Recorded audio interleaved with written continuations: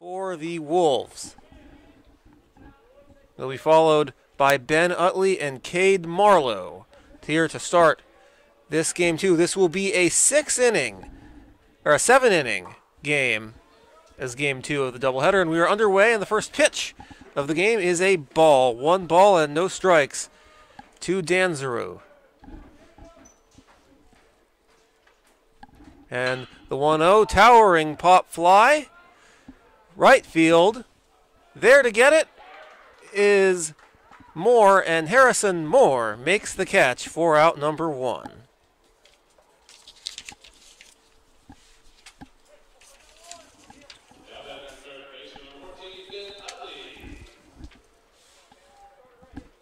And now the batter will be Ben Utley.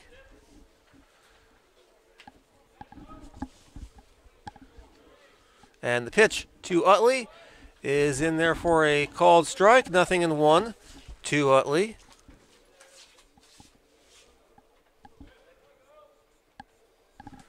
And the 0-1 pitch on its way. And that's a line right to short. And the catch is made for out number 2 on the line drive. The shortstop, Jim Wagner, hardly had to take a step on that one. So 2 quick outs. And now Cade Marlowe will be the batter. Wagner is quickly getting accustomed to playing shortstop at the collegiate level, only backtracking a couple of steps, and surefire made the catch out at shortstop. First pitch to Marlowe, called strike, 0-1. Jaguars have retired the first 2 batters in now each of the first 3 games of this season. And Marlowe grounds to first, fielded cleanly, throw back over and to the pitcher, and he steps on the bag in time. And it's a 3-up, 3-down top of the first. No score as we go to the bottom of the first back after this.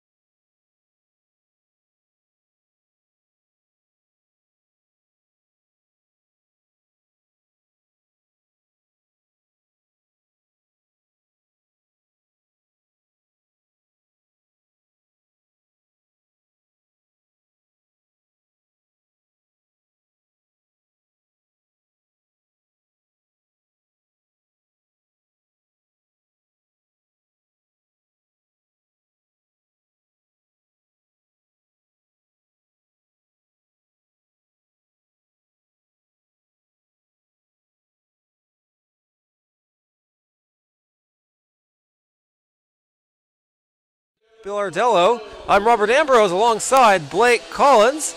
And Blake, you excited for the second game?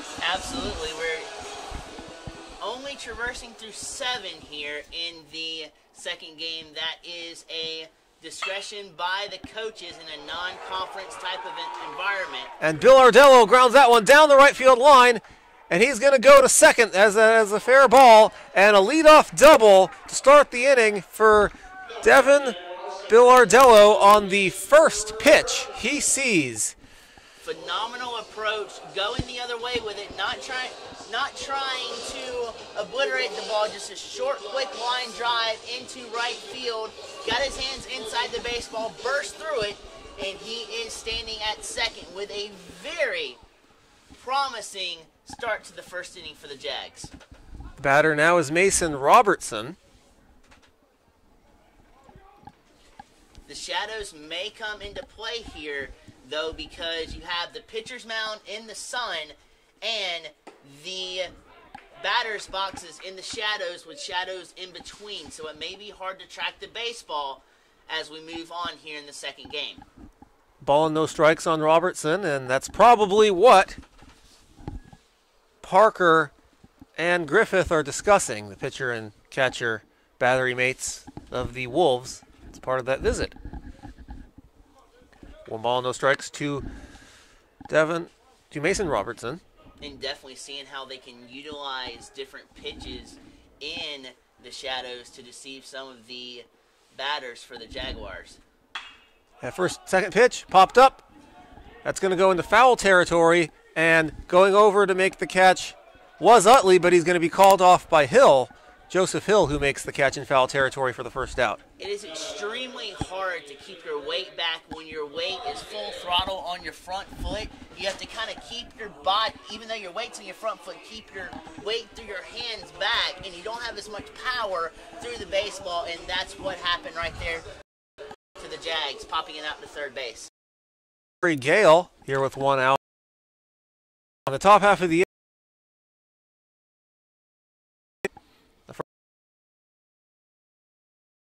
and here's the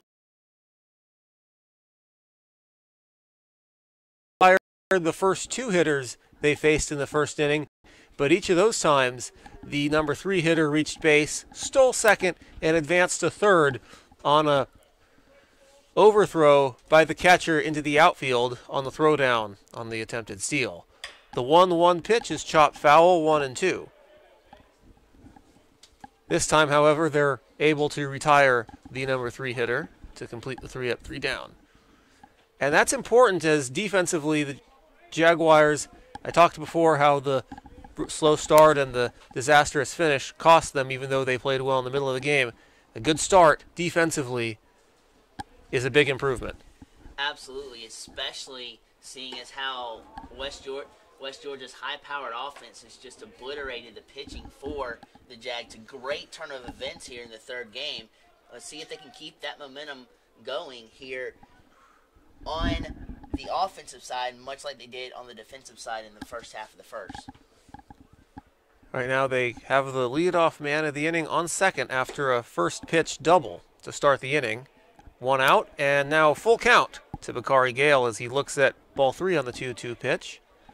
Payoff pitch coming shortly. After him, it'll be Harrison Moore, who's on deck. He's got patient eyes at the plate, being able to decipher the track of the ball and then lay off as it comes across. The 3-2 pitch, and that misses inside for ball 4, and that's going to put Gale on, who draws a walk, and because the ball went by the catcher, we'll see if that's a wild pitch or pass ball, but Bill Ardello is able to walk down to third.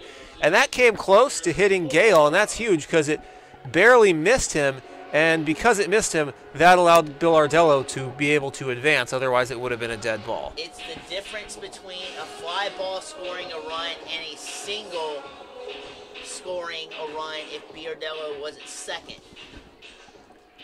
Now, that's a huge difference. A fly ball will plate Biardello, and the Jags will have their first lead in the first inning this year.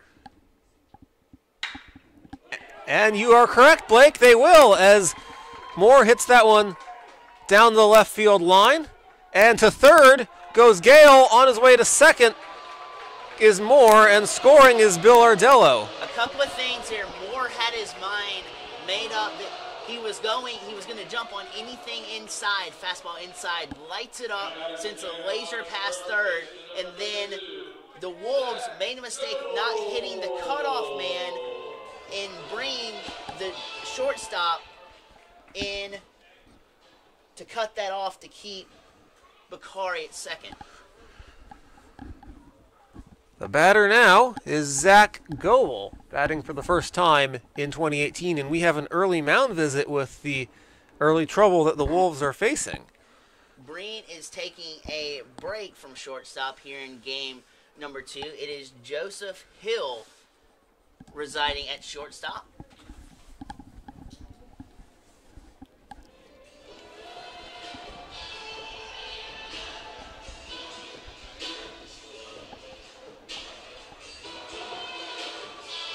Zach Goebel making his first plate appearance of the season. He is the starting first baseman here in Game 2.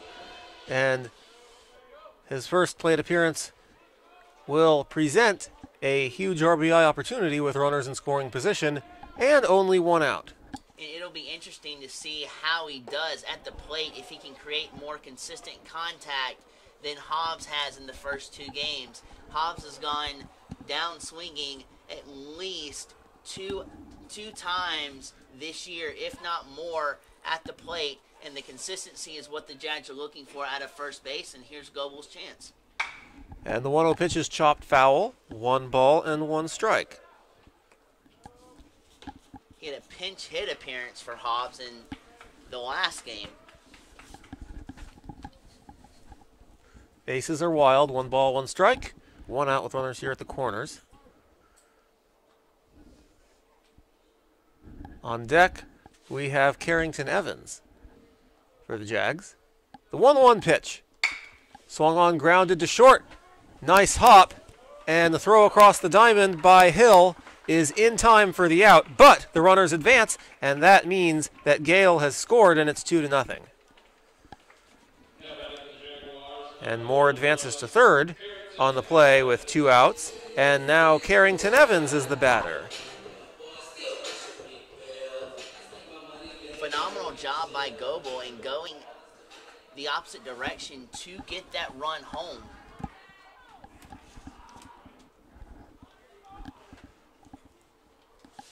The pitch to Evans is in there for a called strike, 0-1.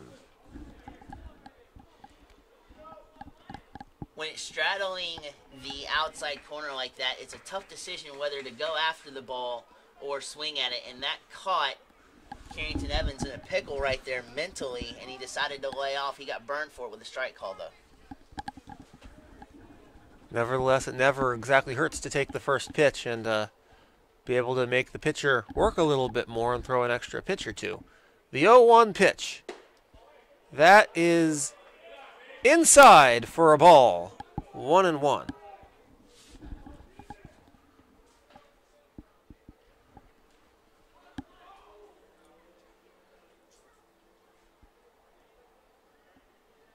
Now the 1-1 misses, 2 balls and 1 strike. So back-to-back balls after Evans looked at strike 1. Parker's trying to paint the perfect masterpiece right now. When he's already down by 2, you just want to pitch to contact here and see if you can get your team out of the inning. 2 balls and a strike. Here's the pitch, and that misses outside for ball 3, 3-1. Jim Wagner is on deck for the Jaguars. Carrington, with those educated eyes, building up a strong ball total. Next pitch out of the zone, he walks. 3-1, swing and a miss. Count full, 3-2. That's the second full count that we've seen this half inning. Bakari Gale worked a full count before he drew a walk and later came in to score. And now we have a full count with Carrington Evans. And here's the pitch. Outside corner called, strike 3, and the inning is over. The Jaguars score 2, even though they leave a runner on third. They lead it 2-0 as we go to the top of the second. We'll be back.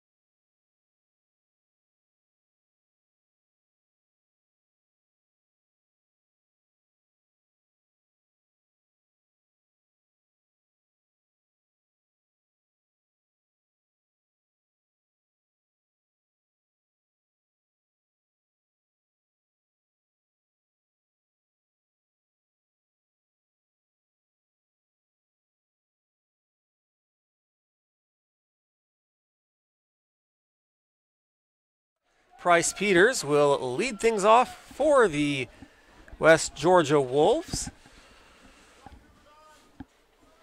The Wolves were set down in order in the top of the first. Now here to bat in the top of the second. First pitch of the inning is downstairs for a ball, 1-0. Peters will be followed by Nick Poski and then Logan Taylor. The 1-0 pitch misses outside, 2 balls and no strikes. Tried to stick a fastball inside, buried it too far in, almost touching the hands of the Wolves, and Gohardon's quickly falling behind. And he's going to call time and step out of the box for a moment. Take a deep breath here. Suddenly, Blake, it's a beautiful day at the lake. It was cold and overcast earlier on, and it's cleared up, and the wind has died. The first game was really good conditions as far as no rain, but overcast. But then venture 4 hours later, and we've got ourselves a dandy of a day here around 4:30 Eastern at Lake Olmsted Stadium. We certainly do, and the 3-0 pitch is a called strike. 3 balls and 1 strike. Now the count. And 3-1 in there, strike 2, 3-2. So taking all the way was Peters on both 3-0 and 3-1. He looks at a pair of strikes, and suddenly the count is full.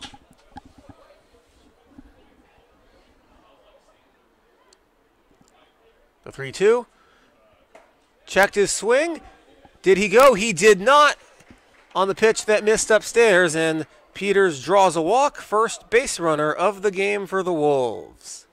Yeah, the hands might have gone across the plate, but the bat didn't pierce the front part of home plate, and the Wolves are cooking with Crisco here with nobody out and a runner aboard.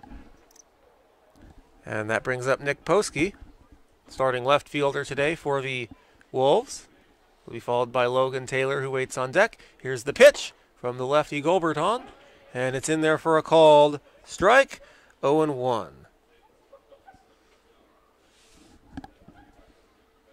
Looking outside, got a fastball inside there. Couldn't adjust to the trajectory of the ball. Decided to take it, and it was called a strike. I'm going to check on the runner at first. No balls and a strike. Here's the pitch. Another called strike, 0-2. Sometimes it is a good strategy to wait on an 0-2 pitch because some hitters do really well down 0 balls and 2 strikes. The 0-2 pitch, swing and a miss for strike 3, and 3 pitches and 3 strikes to Poski. And there's 2 outs. And to add to what you're saying, Blake, when you're behind 0-2, that's when you really get to see how much discipline a hitter has. Exactly. And in Poski's case, he swings and misses at the first 0-2 pitch he sees. Well, not only that, but you had 2 straight fastballs, then dial up a changeup, change the speeds on him. He's way out off balance in front of that, and you see him back in the dugout.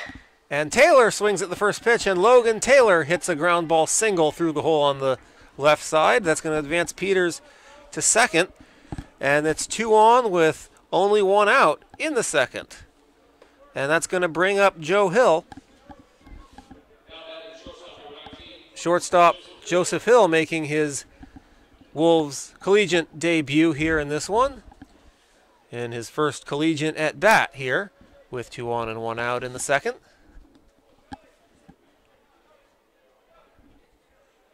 See what Gohardon brings here.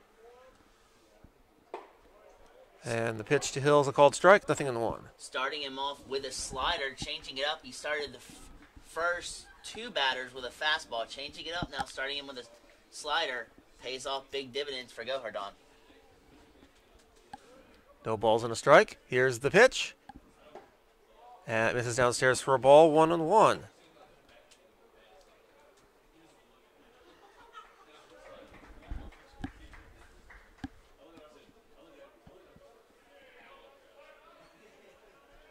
And a check on the runner at second, and no throw when Peters gets back.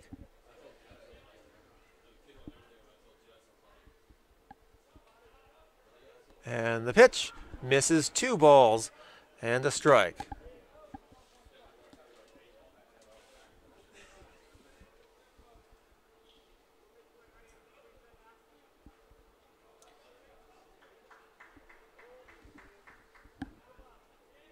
And the 2-1, chopped, foul, 2-2. Steady with the fastballs down low. You have the Wolves offense rolling over these breaking balls down low. Christopher Michaels, the starting right fielder for the Wolves, is on deck. He'll hit next, barring a double play ball.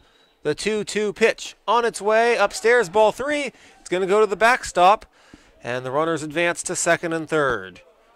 And I believe that will be a passed ball. And the woes for McElwaney at catcher continues, as it's not been a pleasant couple of days for him behind the plate. He has overthrown 3 balls on attempts to throw to second to gun down a runner stealing. And they've all gone to the outfield, and each time the runner advanced to third. And grounder to short. Throw across to first by Wagner is in time for out number 2, but a run scores, and it's 2-1. We're off the line, yeah. And remember, we're on our side. Yeah. So you don't have to be that brutal. I know, but still. You don't talk about Ty Hop striking out last game. He's not playing. Yeah. Yeah. Okay. And holding at second on the play was Logan Taylor, so he's still on second. 2 outs. And Chris Michaels, the batter, in a 1-run game here in the second.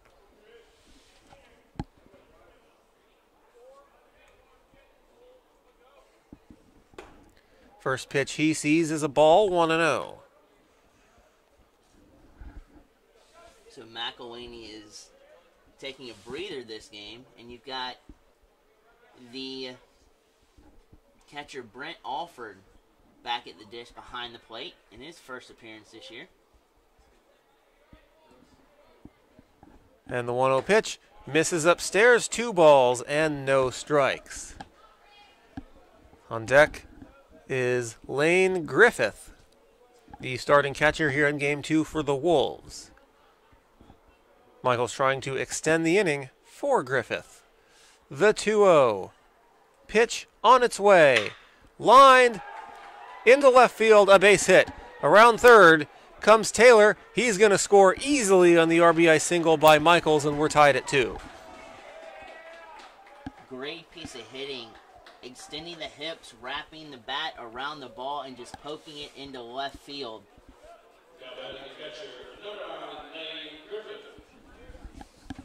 And that hard hit liner went past the glove of a diving Timothy Gray at third base and into left field.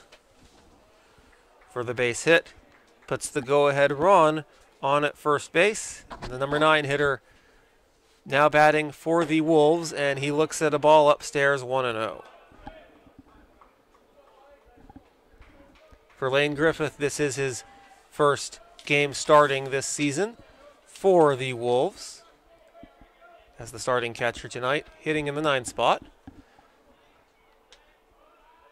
Here's the 1-0 pitch, and that misses upstairs for ball 2, 2 balls and no strikes.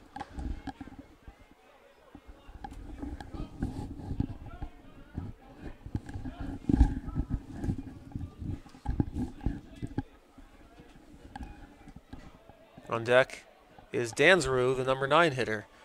If Griffith can extend this, we'll be back to the top of the order. And that one's swung on and fouled back behind the screen over us, 2-1. He did a good job of getting a piece of aluminum on that pitch that was jamming him hard inside. A great pitch by Govardhan. Gets him right back into this at bat.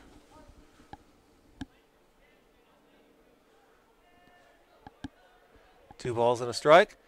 And the pitch misses upstairs for a ball 3, 3-1. Tried to pitch to the same location, just a little too far inside.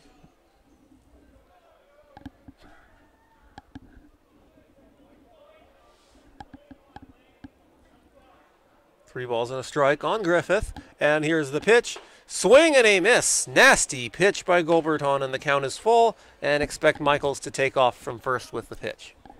It was kind of a fastball count, and then Govardon changes speeds on him drastically and just fools him out in front on a changeup.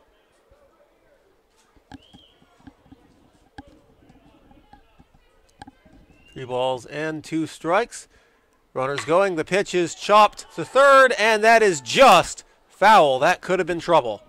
Centimeters foul over on the left-hand side of third base. And if that would have gotten to the bullpen, you'd have had runners at third and second with 2 out. Possibly a run scores, depending on Michael's speed on that. He was running with the pitch, and he will do so again here. Also plays into a factor, too, is Evans' arm, which has been greatly underestimated. He has a pretty big arm out in left field. Runner goes, and swing and a miss by Griffith. He strikes out. The inning is over, but not before the Wolves score 2 to tie the game at 2 as we go to the bottom of inning number 2 after these messages.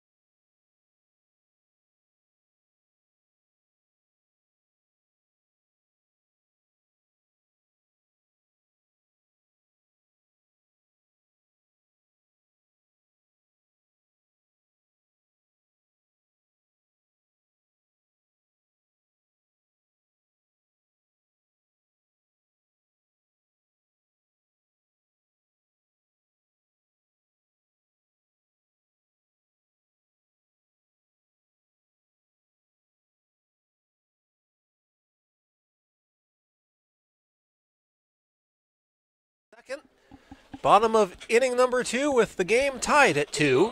The Jaguars with the bottom third of their lineup due up, looking to answer the Wolves, who scored 2 runs in the top half, which answered the Jaguars, who scored 2 runs in the bottom of the first. Both teams with 2 runs off of 2 hits and no errors. Very even game, and deuces are pretty wild here in inning number 2. Jim Wagner, the leadoff hitter, 5'11" senior from Stone Mountain, shows bunt, pops it up, foul into the stands, 0-1. Wagner will be followed by Tim Gray and then Brent Alford, who is making his 2018 debut as the starting Jaguars catcher. No balls, a strike on Wagner. Here is the pitch.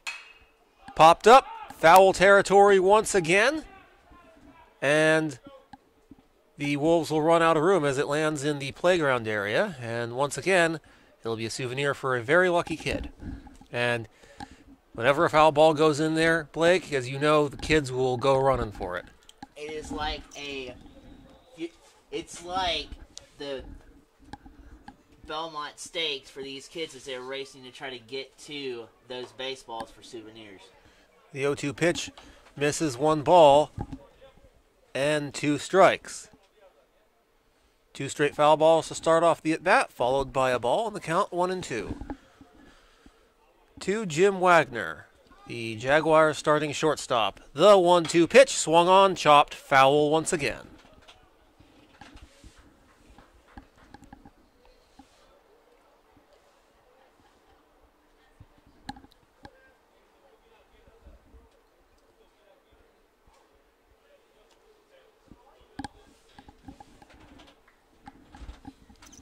On deck is Brent Alford. Here's the pitch.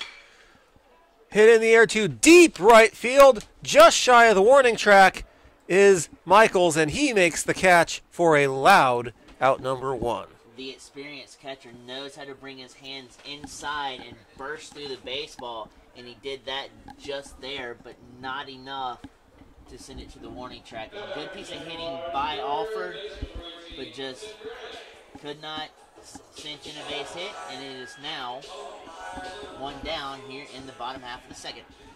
And the batter now is Tim Gray. And the first pitch to Gray, swing and a miss. On the breaking ball, 0-1. He wished he had that pitch back. He was upset with himself that he went after that pitch. The 0-1 misses downstairs, 1 ball and 1 strike.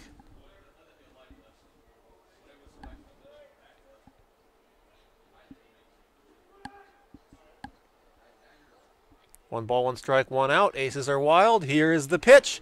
And that's on the outside corner for a called strike 2, 1-2.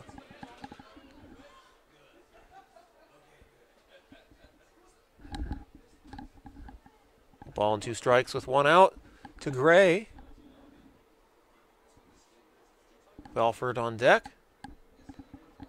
Here is the 1-2 pitch. And that's going to be popped up, and that's going to go foul into the Wolves' dugout. Count remains 1-2. Gray's doing a very good job of fighting back a lot of these inside pitches that he's experiencing this at bat. And pretty soon, the Wolves are going to try to exploit the outside corner, knowing that Gray is looking inside, and he may counteract that when he does go outside. And The 1-2 misses outside, 2-2. Jolta pitches this out there, maybe for a base hit. He lays off that last one on the outside pitch. 2 balls, 2 strikes, the count to Gray. And here is the pitch. And that misses outside as well, and a good job by Gray to lay off. That was a lot closer to the plate than the one before. Count is full. 3 balls, 2 strikes, 1 out. To the Jaguars' number 8 hitter. The 3-2 pitch, swung on and line foul. Job of staying alive there by Gray. Trying to go the opposite field. Just keeps waiting on his pitch. Very patient hitter, showing plate discipline here. Very good plate discipline in this good long at bat. The 3-2 pitch, swung on, grounded to short. Hill fields it.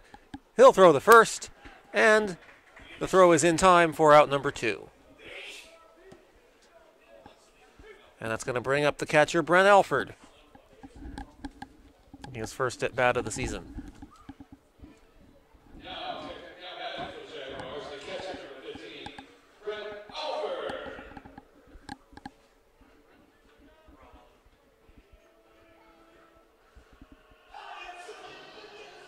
And the pitch misses upstairs for a ball, 1-0.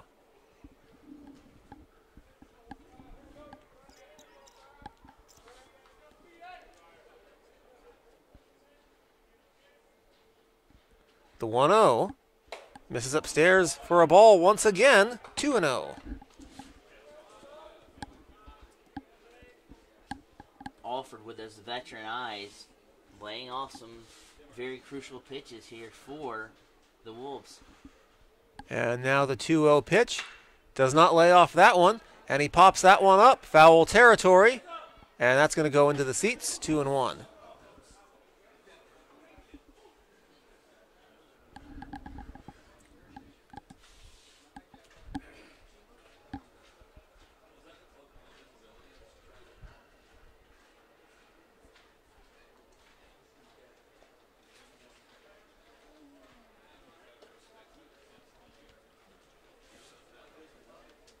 Alford just trying to get something started here for the Jaguars, who have fallen relatively silent this inning with the bat.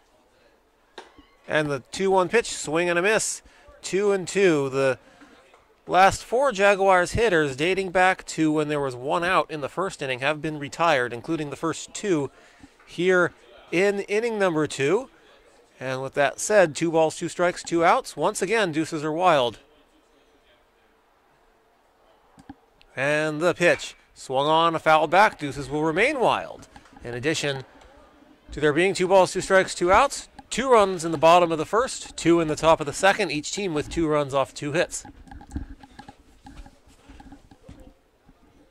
We're doing a really good job of staying on balance and staying through himself to fight off some pivotal pitches here. The 2-2 pitch is in the dirt for ball 3, and the count is full to Alford.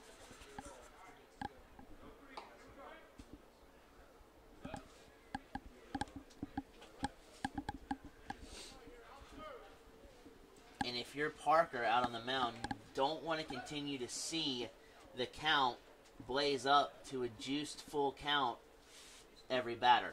And the 3-2 pitch, called strike 3 on the outside corner. It didn't matter there, Blake, as Alfred's run up on strikes. 1, 2, 3, go. The Green Jackets were tied at 2 as we go to the third. Back after this.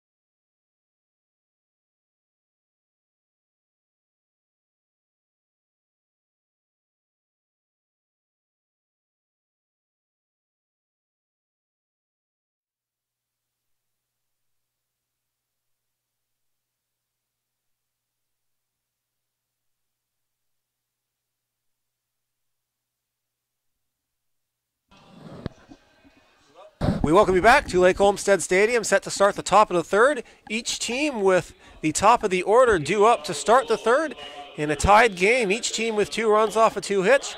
As we go forward, advantage nobody. And to tell you how the third, fourth, and fifth innings are going to go, I'm going to turn it over to my partner in crime, Mr. Blake Collins. Blake, take it away. Thank you, Robert. And as Govardon becomes set, and that ball is laced into left field. Govardon does a very good job on a first pitch fastball, laced into left in a first pitch out as well.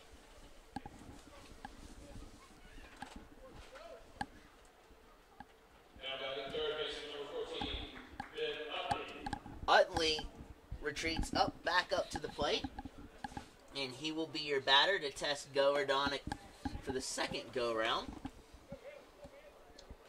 As he looks at a first pitch ball.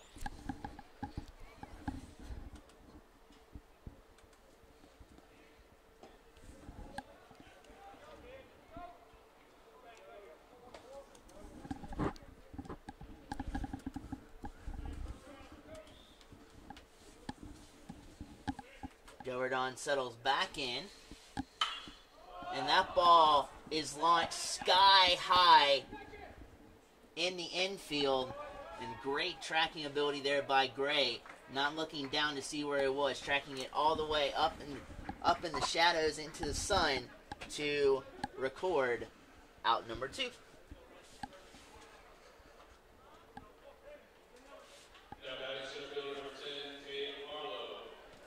Now this next hitter for the West Georgia Wolves has been crucial in both Game 1 and in Game 2 of this series. In Cade Marlowe at the dish, he has been lethal with the bat and looks to put a jolt back in the West Georgia offense with this game knotted up at 2.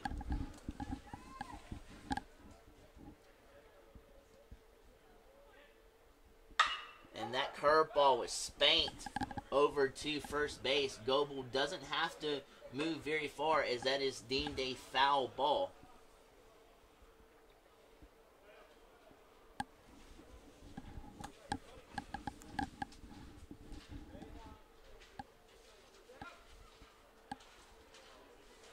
Marlowe showing you those quick explosive hips through the zone, can turn on any inside pitch he desires to.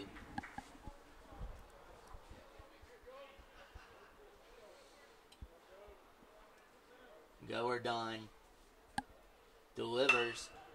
Fastball right on the ground past third.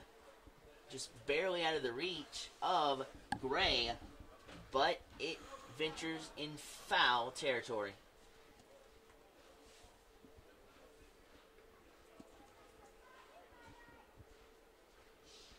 As Marlowe is giving Go Herdon a pretty good battle up at the dish here.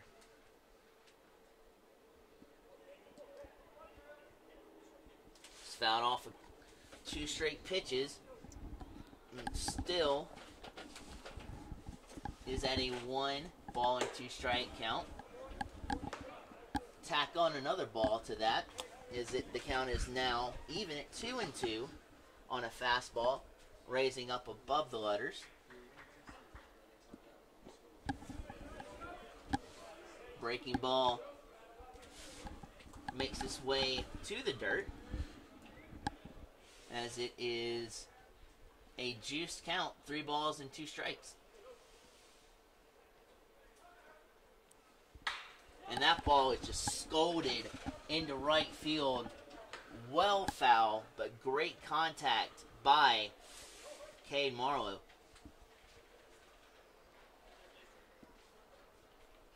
And again, this is becoming a 9 to 10 pitch at bat. And that ball is lifted, and Go Herdon will get the better of Marlowe in this exchange as that ball is grabbed out in shallow center field to strike down the offense here in the top half of the 3rd inning for the Wolves. The Jags look to sputter up some more offense and untie this ball game when we return.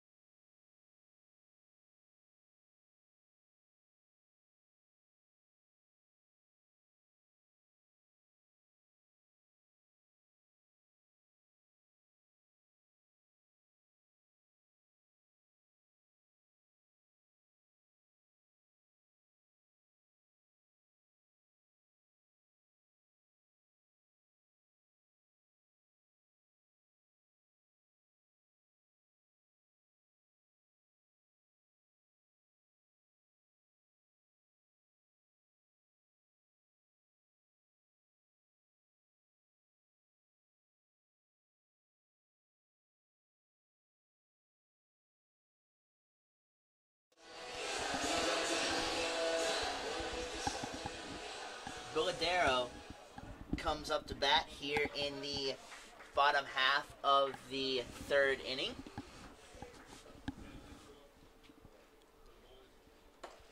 As he stares at a first pitch breaching the outside corner for a strike.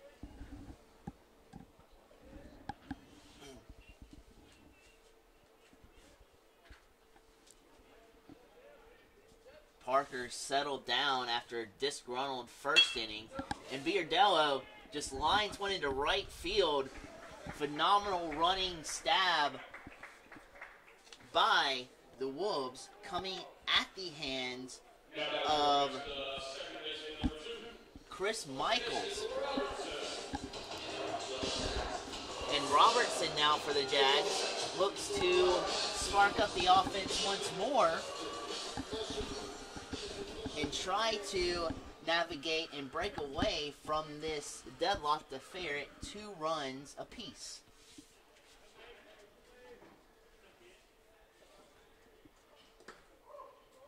Fastball that did not connect with the plate, bounces in the dirt. Overthrew that fastball way too much to Parker.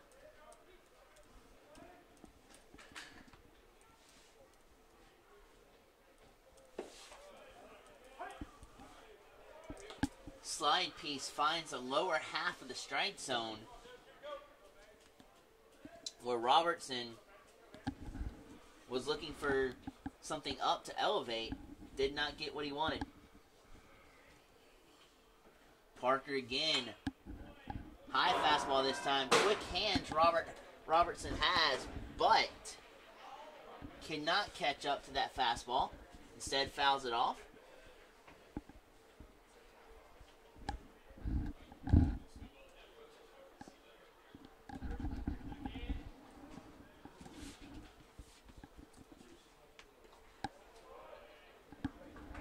Fastball dies at the plate.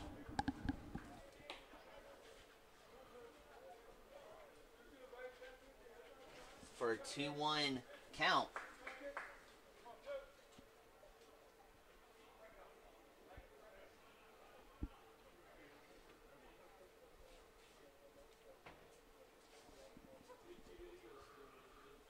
Parker wheels and deals.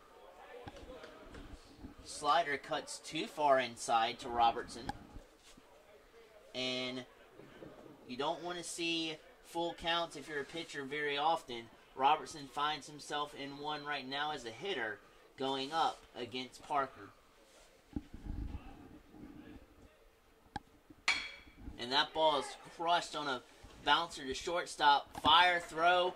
Pretty good test for the newly cemented shortstop into this ball game, Joseph Hill, and he fires a strike over to first base. Second out is obtained.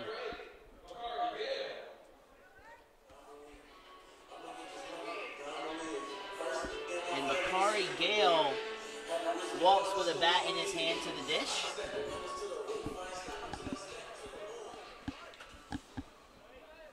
Parker definitely has his work cut out for him with Gale, who has lightning quick hands inside and is quickly becoming a force for the Jaguars.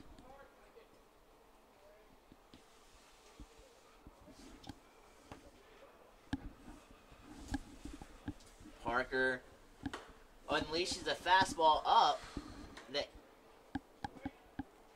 Bakari moves out of the way of.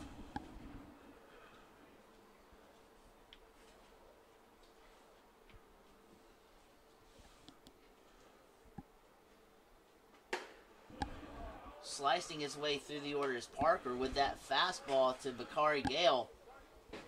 And he can't catch up to it, so it's now a 1-ball and 2-strike count with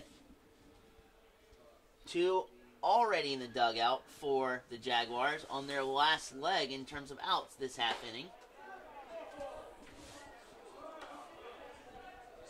A little bit of disgruntlement there from the dugout, but it was a ball from Parker, and Parker has found himself back at a tie count at 2 balls and 2 strikes.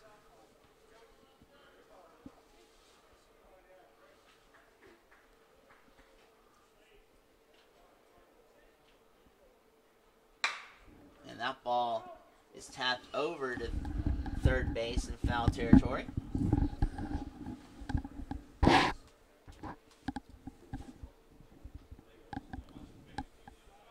Gales has what you need at the plate with an infusion of speed, hits for very good average, and has power in his bat as well.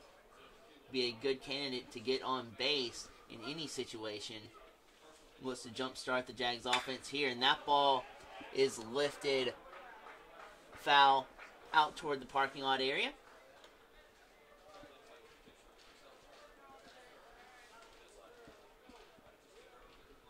To set the table for you again, the Jags scored first in the first inning, had a 2-run lead with 2 runs. Then the response was quick and swift from West Georgia with 2 in the second.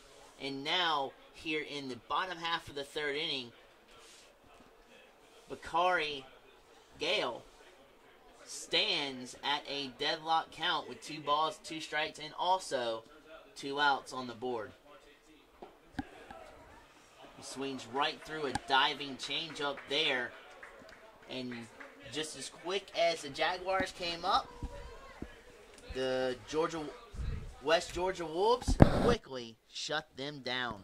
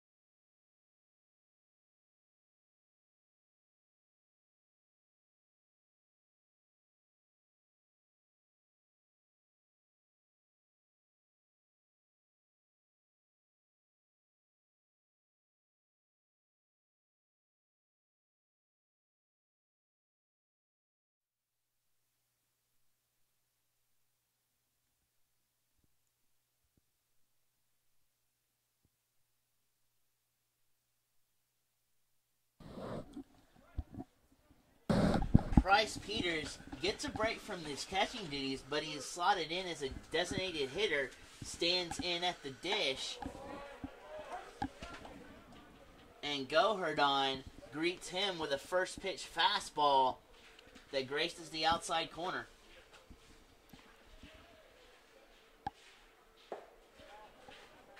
Fastball inside this time, does not meet the inside corner. 1 ball and 1 strike. Steady diet of fastballs here from Gohardon. 1 hit, 2 misfires.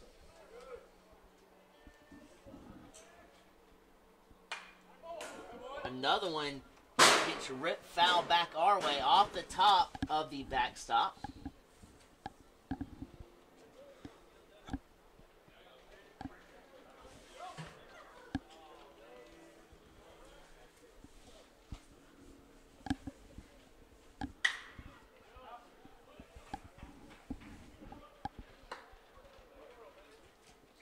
Ball's lifted back foul.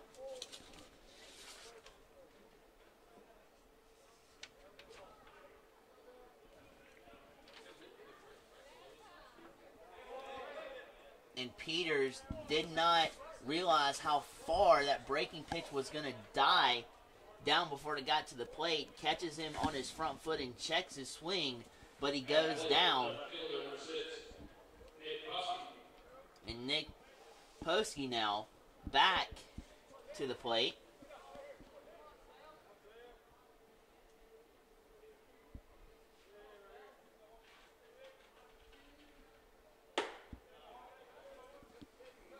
See the first pitch fastball that's up high.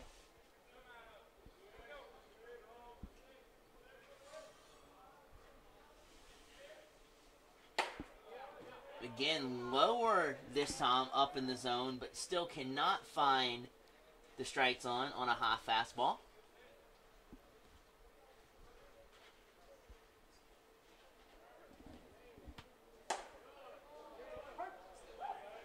Bridging the gap from lower to outer of outside the strike zone, but tails back on the corner for Gohardon.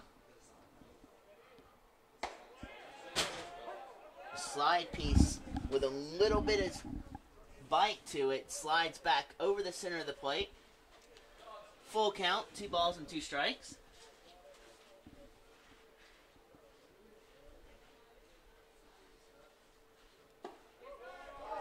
fastball directed lower inside corner and caught the corner at the knees. And another Wolf goes down on strikes.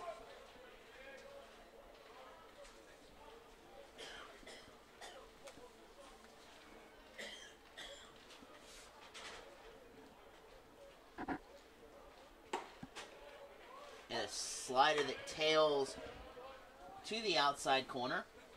Started outside, tailed back inside.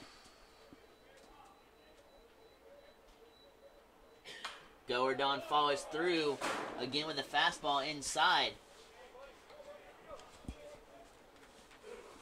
And it's lifted foul back toward the press box.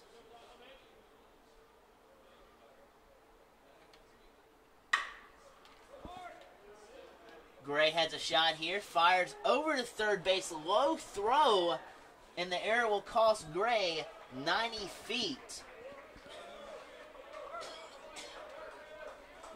As just when you thought the Jags were out of the inning, some saving grace for the Wolves on a throwing error keeps this inning afloat.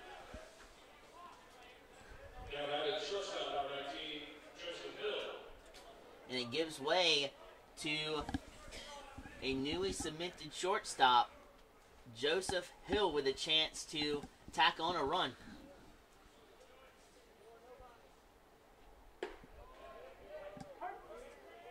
Slider gallivants over the outside corner. Strike one.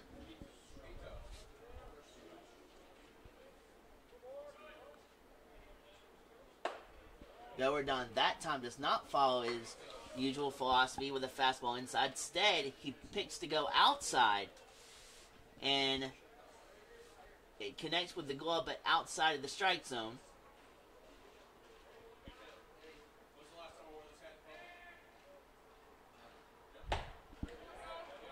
And Robert Gordon cannot seem to find the strike zone to save his life right now.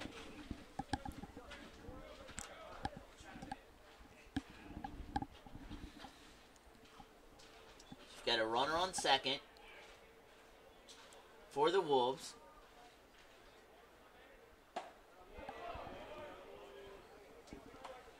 And a huge swing and a miss there for the Jags as they battle back to a 2-ball and 1-strike count. 2-ball and 2-strike count. Gordon follows that up with a breaking ball that settles in the dirt. Springing out Alford to block it. Does a very good job of keeping his body and his base behind the baseball when it hits the dirt. And a swing and a miss by the Wolves sets them down. But a runner reaches second on the Wolves' half of the fourth inning. We mosey on, still tied 2-2.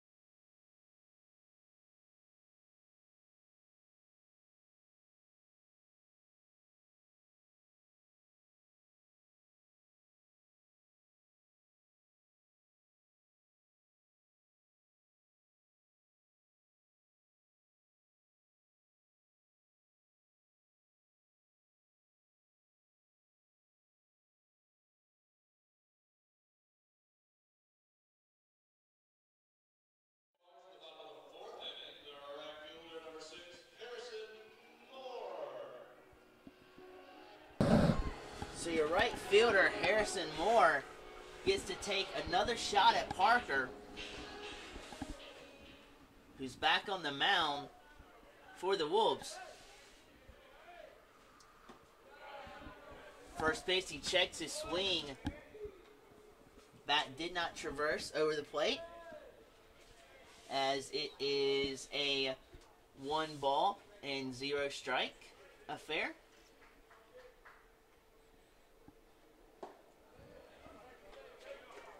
Vicious whip on that changeup fools Moore, and he's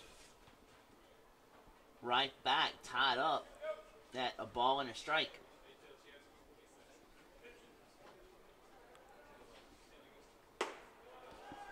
More of an overhand delivery that time for Parker. Gets the call on the outside corner with a fastball, dead point on the outside corner, and Moore finds himself in an early predicament, down 1-ball-and-2 strikes.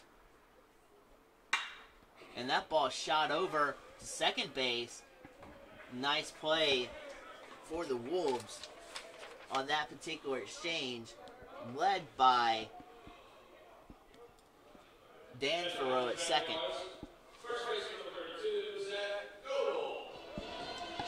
Goebel now walks his way up to the dish.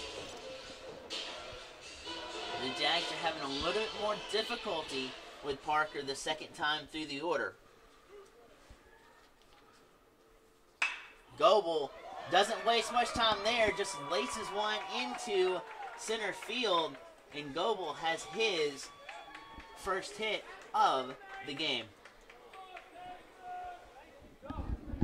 And definitely could not have come at a better time with the Jaguars trying to get something going, having seen the last 9 hitters retired offensively for the Jaguars. Goebel's able to end that streak. He was the first victim of that streak back in the first inning when he grounded out. Parker checking back on Goebel. Not as much of a threat to run at first base for Goebel, but and to that point, Parker has only allowed 3 hits thus far for the Jags.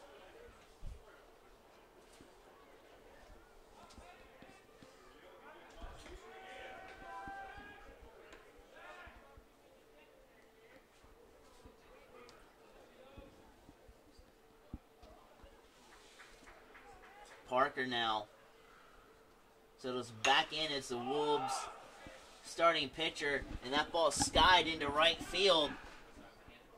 Great play out of the bullpen for the Wolves. Comes up with the catch. Does not count, though, as it was out of play.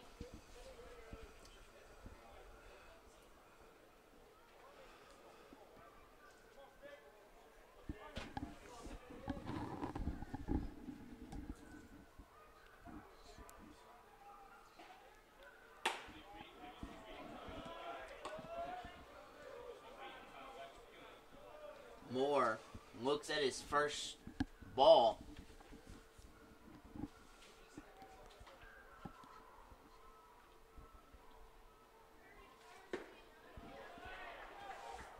And he is solidly down on strikes after a swing and a miss on a dipping changeup.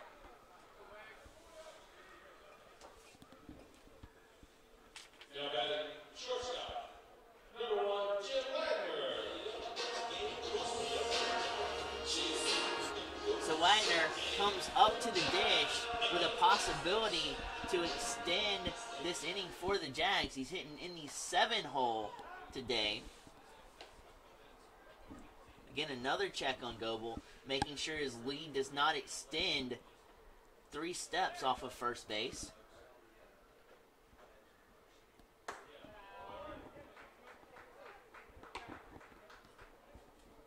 Or I should say past the 3 steps off first base. As you have now the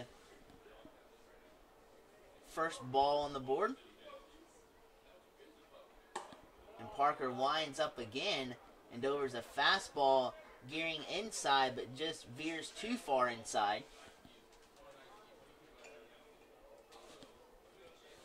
And that will warrant a mound visit. We'll see if there's a pitching change involved. There is believe a right-hander warming up in their bullpen, but we'll see what the Wolves decide to do.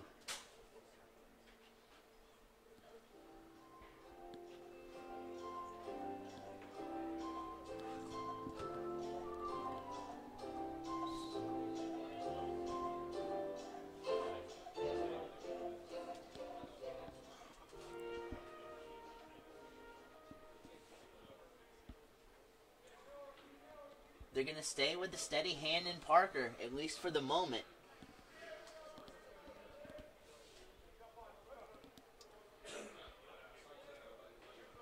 As Wagner is in control of this at bat, up 2 balls to no strikes. And again, forces a fastball inside, but Parker cannot stretch across the strike zone.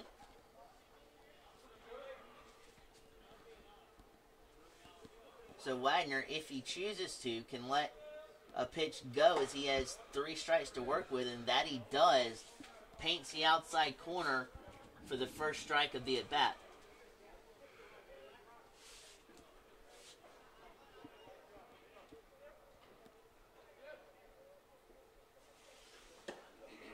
Too far inside with a fastball there, orchestrates a walk for Jim Wagner, which puts a runner at second base and in scoring position for the Jags.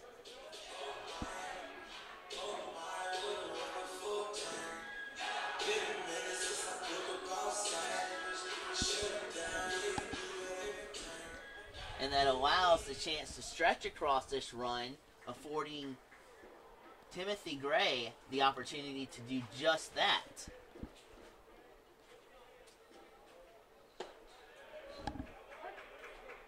And Gray takes the first pitch, and it's in the strike zone.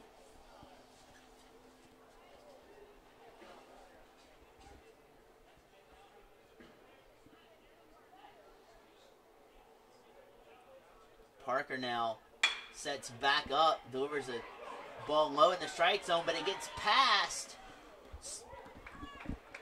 Joseph Hill out in shallow left center field in the grass behind shortstop, and the Jaguars are cooking with Crisco once again.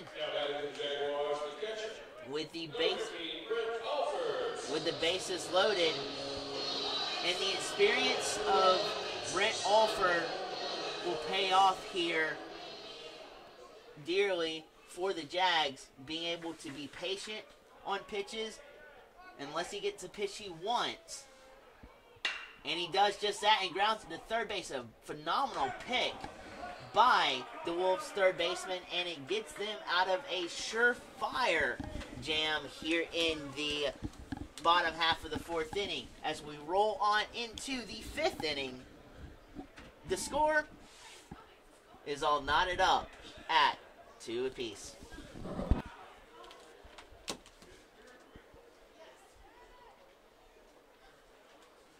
All right.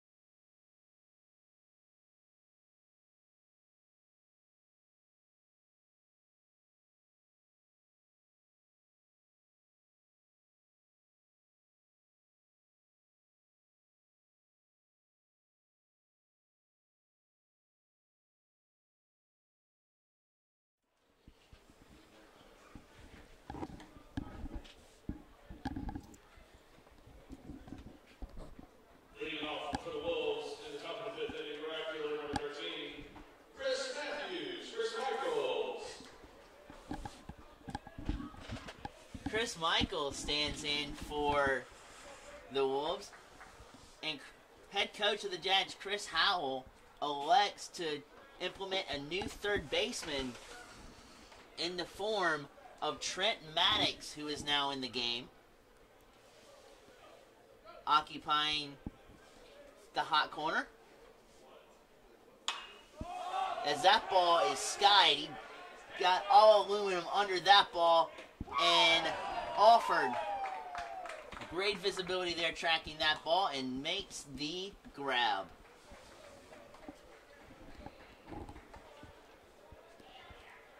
Now batting the catcher, number 9, Lane Griffith.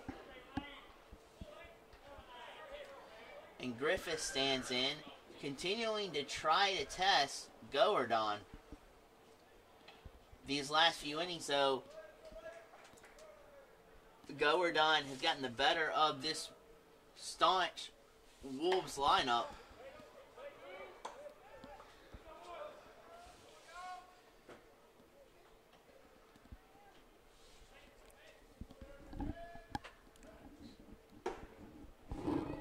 The fastball barrels inside, catching the inside corner.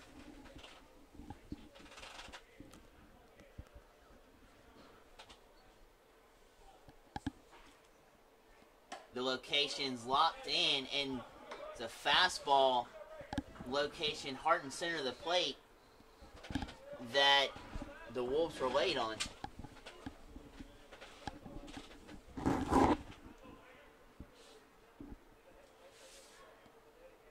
Goerdon locks and loads and fires a changeup, making its way outside of the strike zone.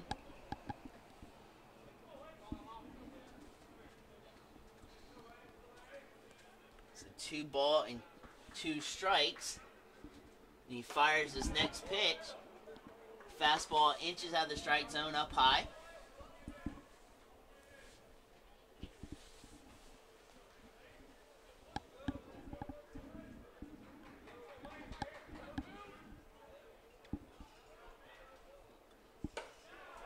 And loses him on a full count, and the Wolves have a runner on first with 1 man down.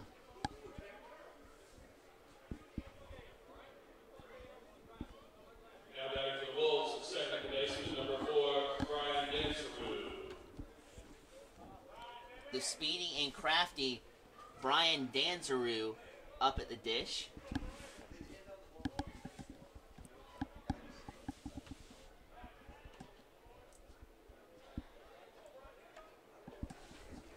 Check back at first, keeping the runner at bay. But Goerdon, again, worried about Griffith over at first base. It's 3 straight pickoff attempts over at first base. Griffith's definitely getting his exercise stretching back out to first base to slide in safely.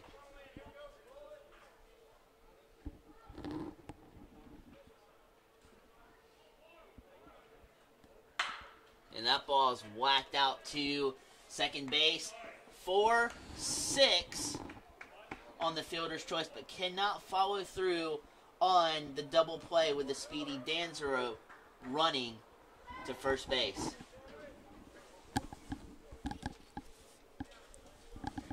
Get a fielder's choice for the second out.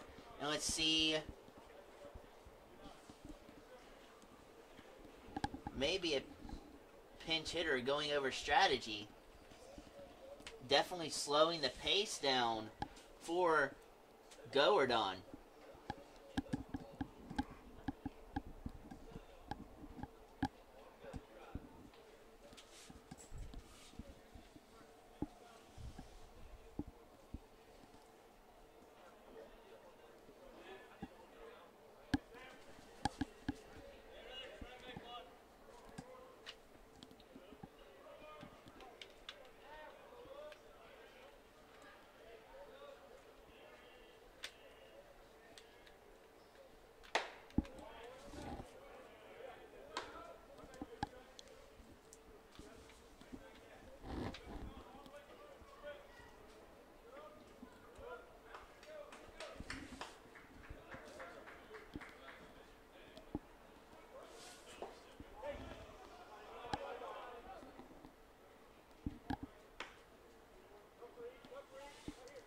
So now go or dime.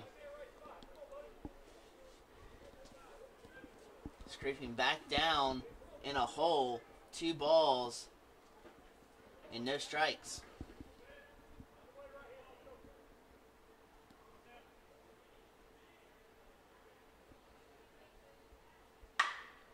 He's trying to work his way out with a fastball that's bolted foul on a bounce to third base.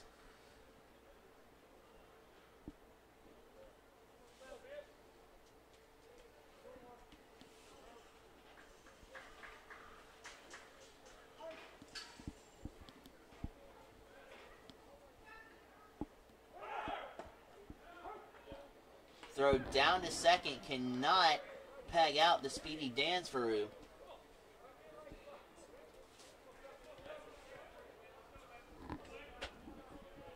It's just another sign of if you have speed, it does kill a defense.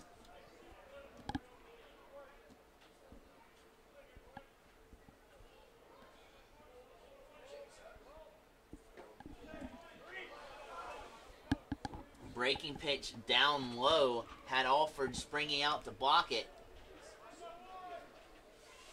Squirts out beside him, but he keeps it within arm's reach, so no advance by Dansveru.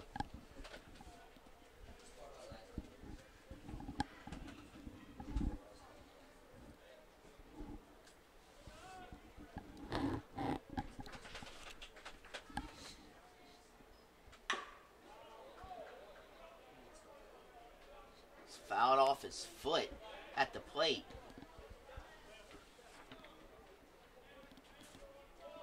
And go or done. He's fighting back into this count, but it is full now. 3 balls and 2 strikes.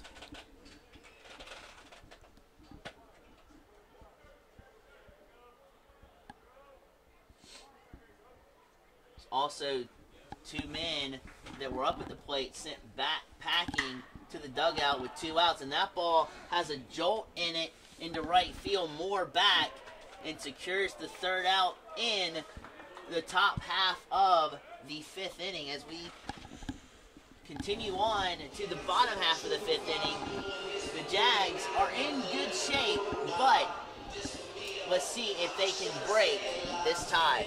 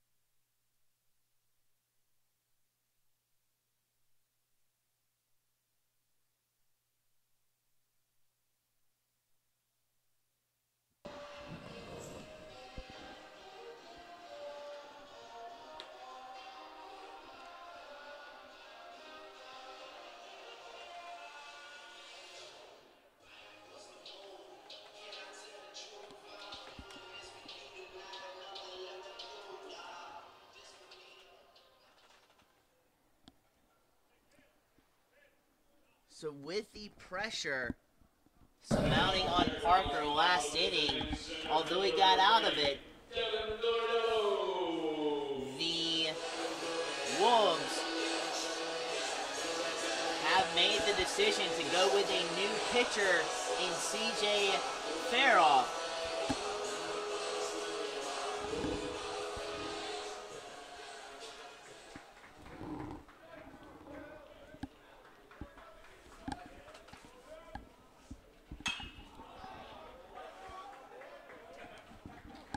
And that ball is comped foul by Beardello.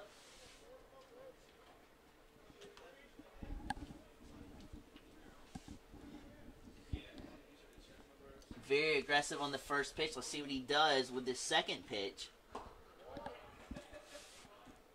Lays off of a diving fastball.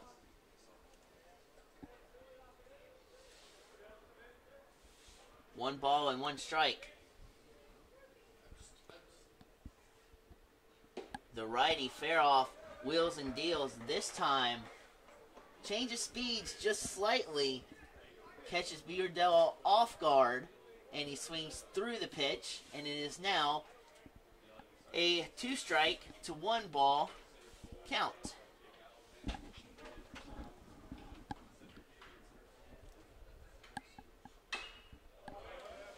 And that ball is chopped foul.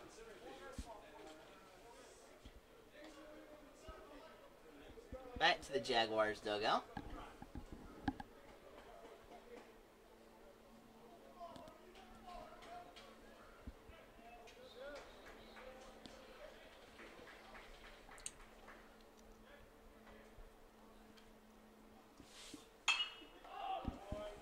Beardello swings and lifts one foul to the right-hand side.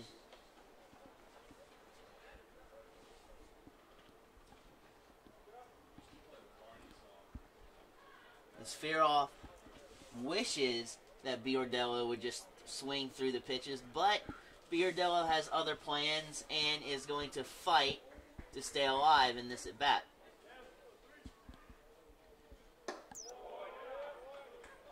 Great eye there by Beardello, looking at a pitch heading for the chalk in the dirt.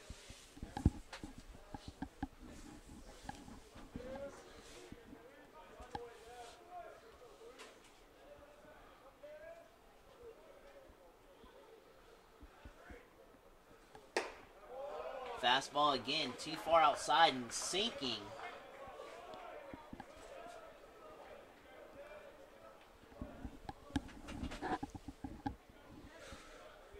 It's a full count now from Faroff in the full delivery to Beardello. Pitch inside. Navigates too far inside, and Beardello is on first.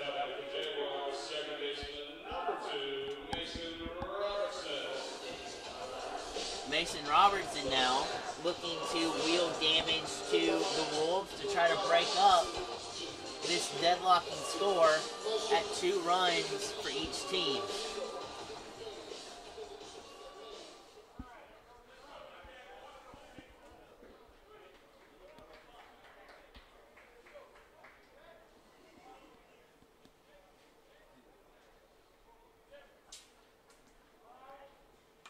Roberts tries to advance the runner via the bunt pathway and fouls it off.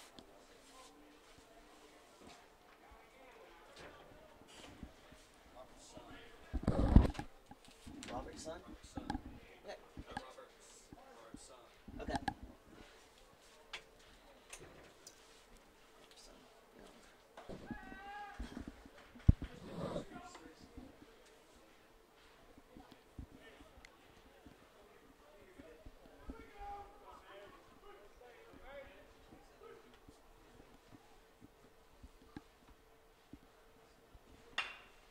Robertson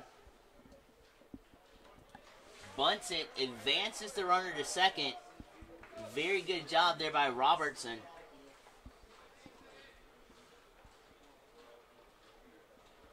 Does his job fluently well, and it hands the bat off to Bakari Gale.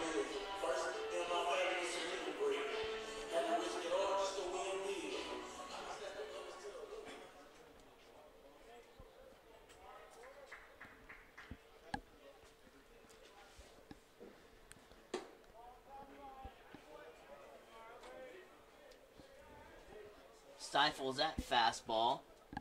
Dead on the outside. Off the outside corner.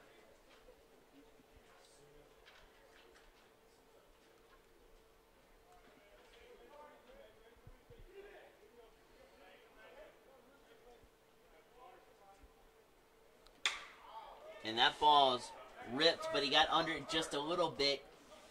Center fielder converging on it and makes the catch for the Wolves. At the plate for the Jaguars, for right fielder number 6, Harrison Moore. And Marlowe's not only been a busy bee on the base pads in this series, but also in the outfield as well. So he just brought down another out for the Wolves. And now we've got Harrison Moore standing in, ready to take his hacks against Faroff.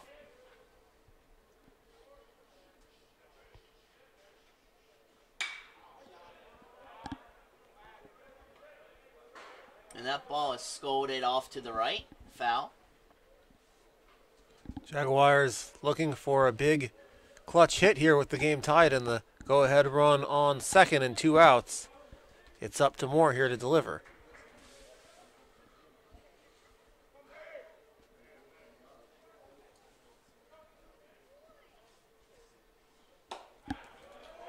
He gets fooled in the line of sight for Moore. Thought that ball was going to travel more inside. It elects to travel outside. And Moore is down 2 strikes.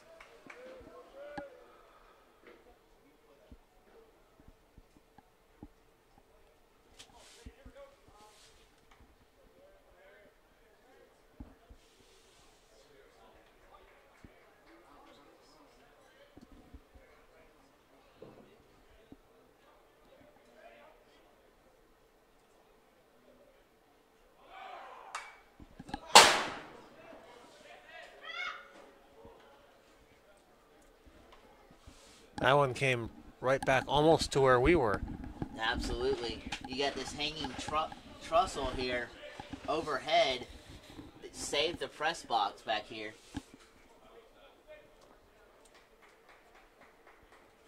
And you could hear how fast that ball was launched off the bat by the impact on this trussel.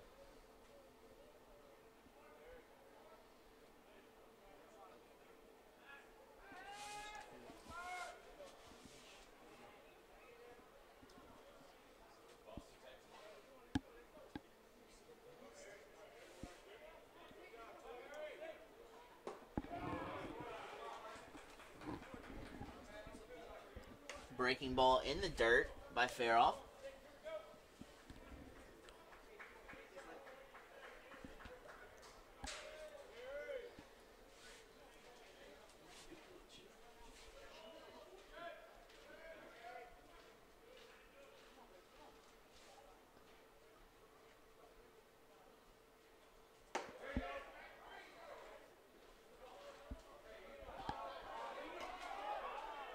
And Bakari asked for time, and a late time call granted And that means the pitch does not count.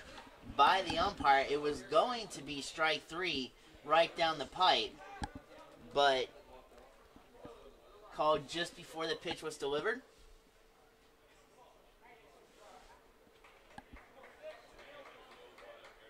As Faroff was about to release the baseball.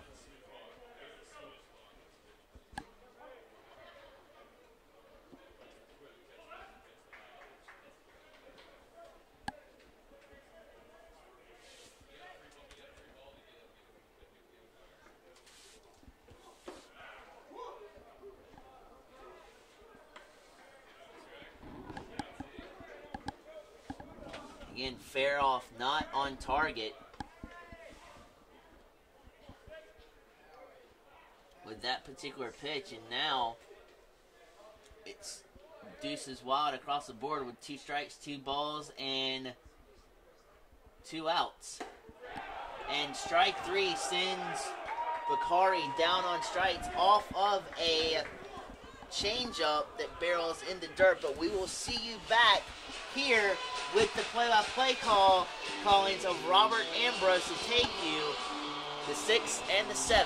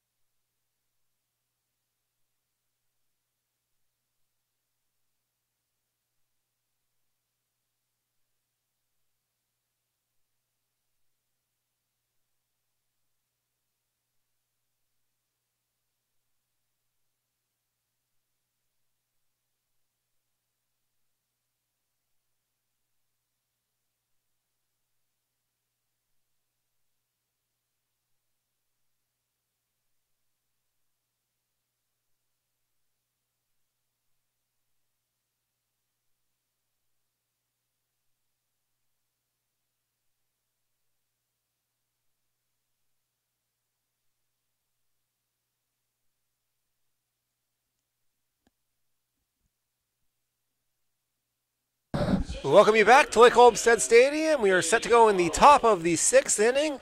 Game is tied at 2, each team with 2 runs off of 4 hits. Top of the 6th inning.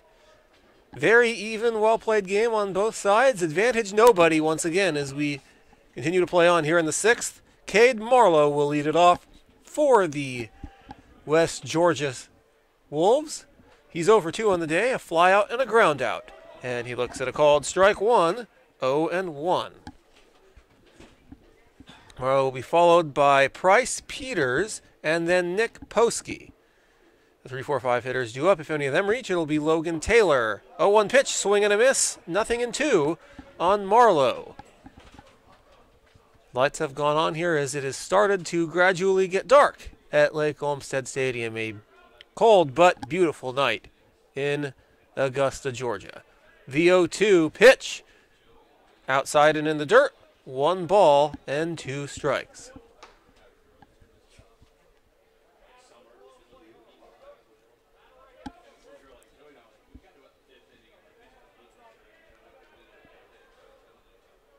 And the 1-2, and that misses inside and in the dirt. 2 balls and 2 strikes. So after an 0-2 count, we see back-to-back pitches outside of the strike zone. One outside and another inside, both in the dirt, to even the count at 2 balls and 2 strikes.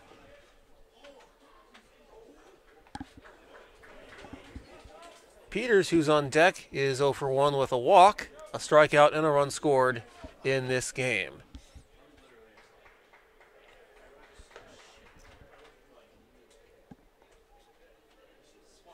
The 2-2 pitch misses for ball 3, 3-2.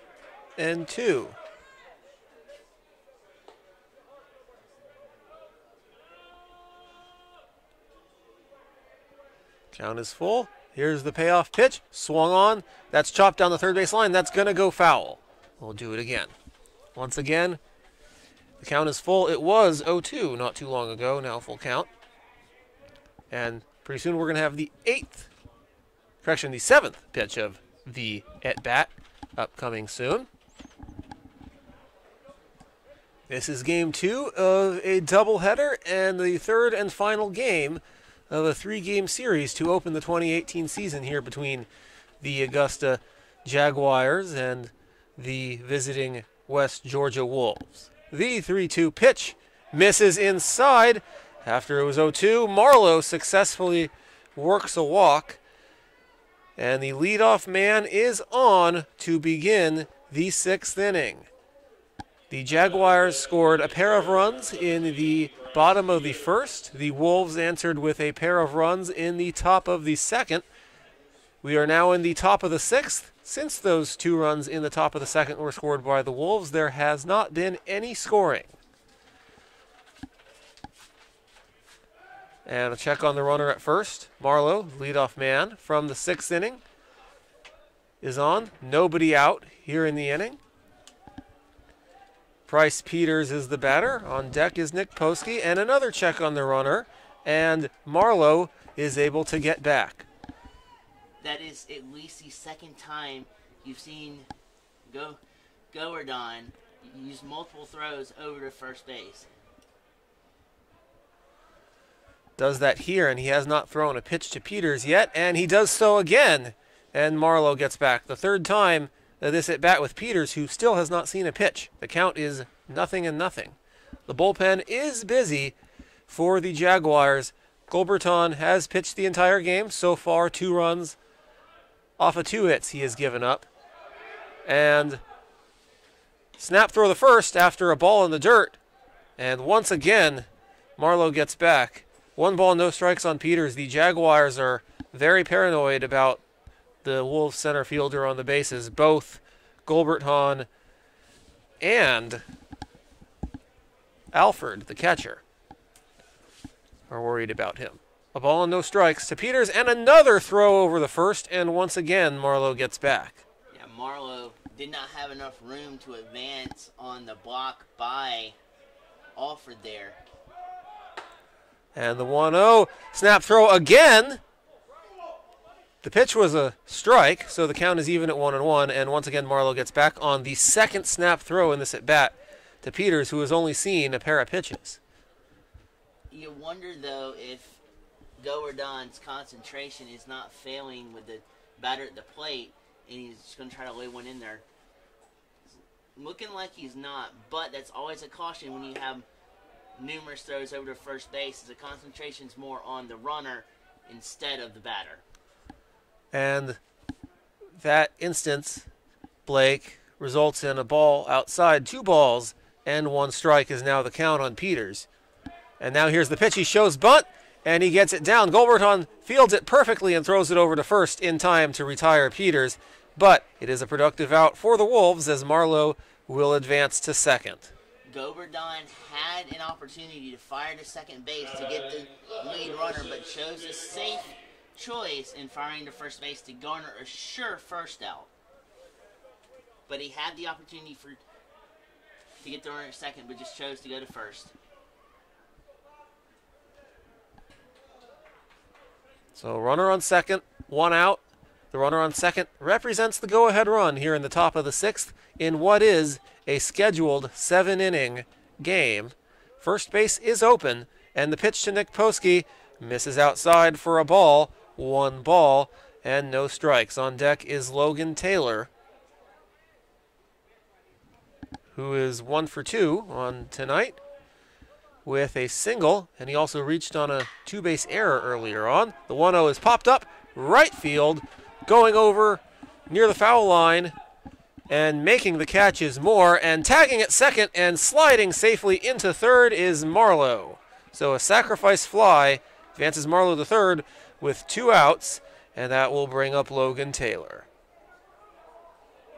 Arguably the toughest out in this series for the Wolves is standing at the dish in the final chance in their half of the 6th inning. It's going to be a battle between a tired Govardhan and Taylor. Taylor, as I mentioned, a single, a run scored, and a reaching on an error earlier. So he's reached base on both of his plate visits, and he's heading the count 1-0. And let's not forget the home run he hit in yesterday's game in the 2nd inning, a 2-run shot to put the Wolves up 2-0, a game they ultimately won 16-2.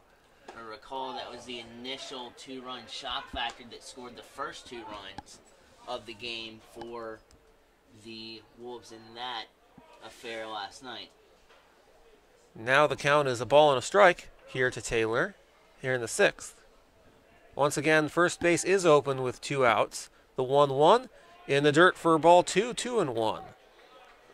Govardhan is doing a smart thing, though, by keeping the ball down. If you keep the ball down and not in the middle or elevated, you're not able to get as much power behind your swing as you would the other way around. 2 balls and a strike to Taylor. If he can extend the inning, the batter will be Joseph Hill. Here's the pitch. Swung on, hit deep in the air to left field. Going back to the warning track and unable to get it is Evans. That goes to the wall. A run is in, and it's an RBI double for Logan Taylor, scoring Marlowe, and that will put the Wolves on top 3-2, and that's the first run scored for either team since the top of the 2nd inning. It's just what we talked about. You keep the ball down, and as soon as you elevate the pitch, any hitter's able to extend through and gain power through that swing, and that's what Taylor did there. He didn't miss it at all. He just launched it through the bat with power and sent it over Carrington Evans' head. And here's Joseph Hill, and Joseph Hill looks at a strike, 0-1. Hill is 0 for 2 in this game with a strikeout in his West Georgia debut.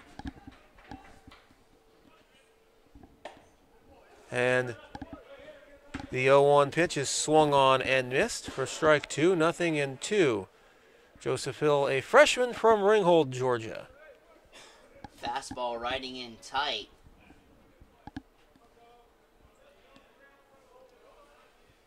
And the 0-2, swing and a miss, nasty splitter. And that will retire the side, but not before the Wolves score a run to take a 3-2 lead. We go to the bottom of the 6th. We'll be back.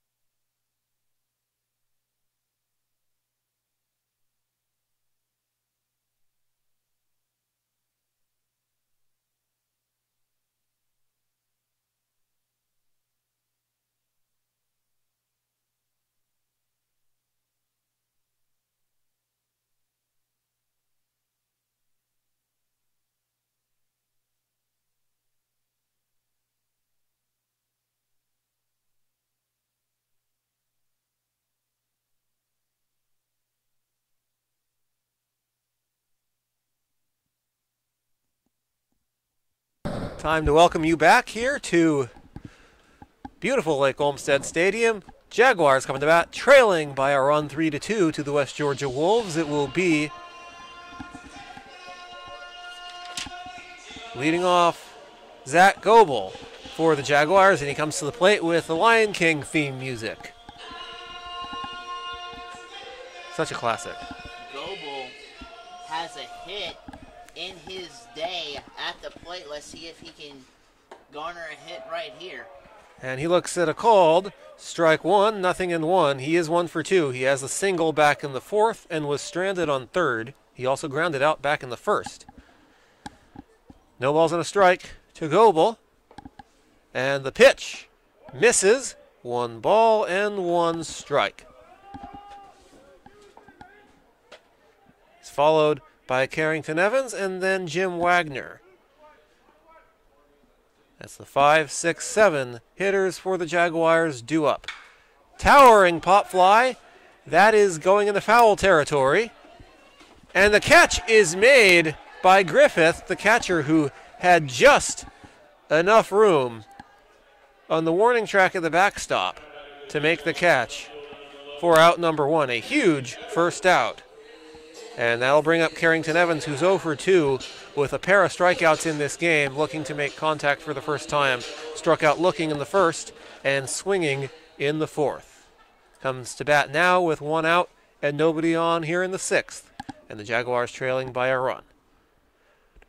And the pitch, swing and a miss. Strike 1, 0-1.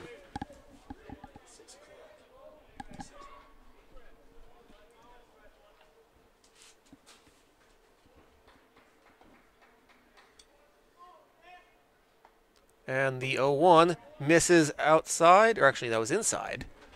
And that'll make Aces wild with a ball and a strike and an out and number 11 at the plate. A ball and a strike. Trying to pinpoint the inside corner and just couldn't get the pitch there. And the 1-1 misses down and away. 2-1. Great eyes again displayed from Evans there, watching the ball tail toward the dirt.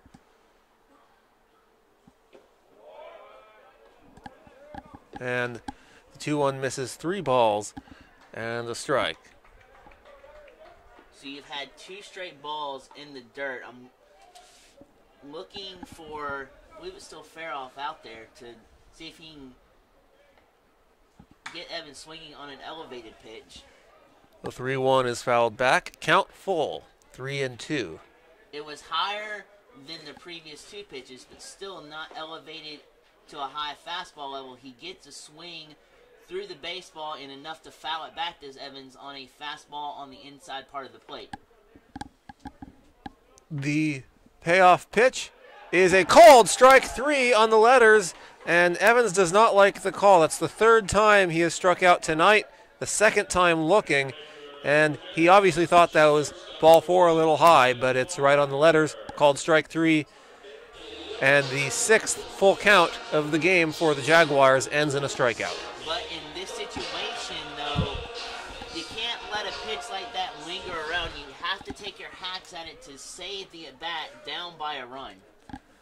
And now the batter is Jim Wagner. Wagner swings at the first pitch, and it's popped up in the air to left field, going over and making the catch is Poski, and the side is retired. The Jaguars go 1-2-3 in the bottom of the 6th and still trail at 3-2 as we go to the 7th.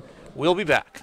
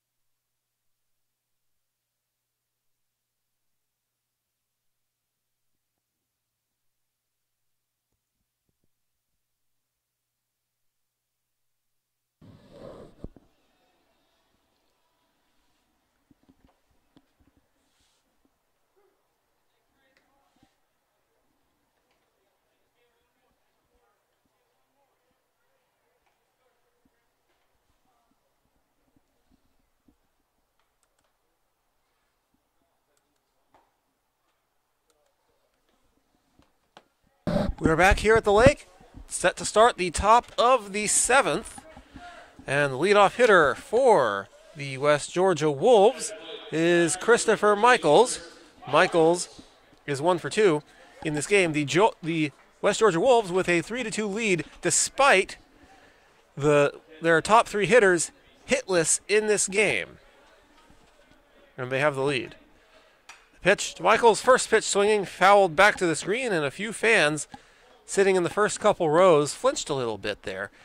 New pitcher for the Jaguars is number 40, Ben Parr, a senior transfer from Georgia Tech from Social Circle, Georgia. And the 0-1 pitch, he deals, and he misses for a ball, 1-1.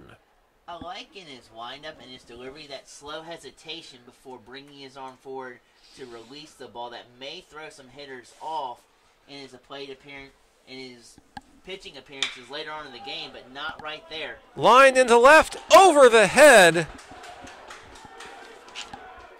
of Evans, and Carrington Evans goes all the way to the wall to pick it up, and it's a leadoff double for Michaels to start the 9th. The Wolves looking for some insurance here in the 7th, I should say. And that's going to bring up Lane Griffith, the Wolves catcher. Looking for insurance, and with a potential insurance run on second, still nobody out. You could see them try to get him to third with less than 2 outs still. Would not be surprised if Griffith, the number 9 hitter, lays down a bunt. And he does show bunt, and he gets it down, but it's foul. 0-1.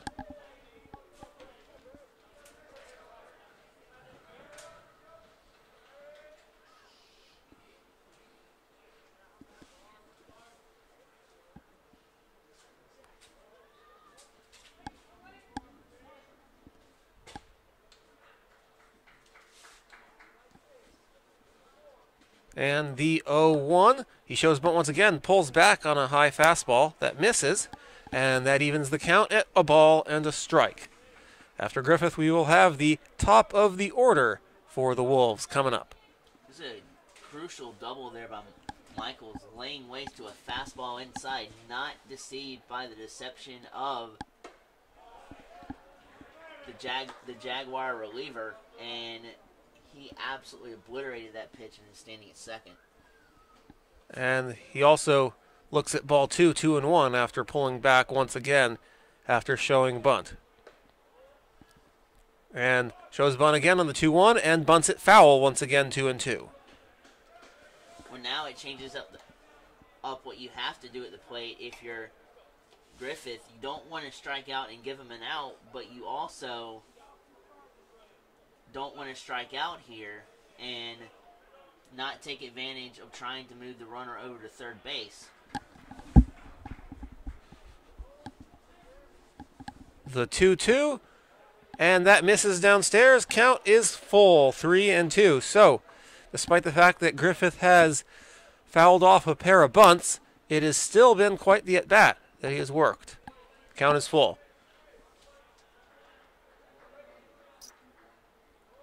And the payoff pitch misses outside for ball 4.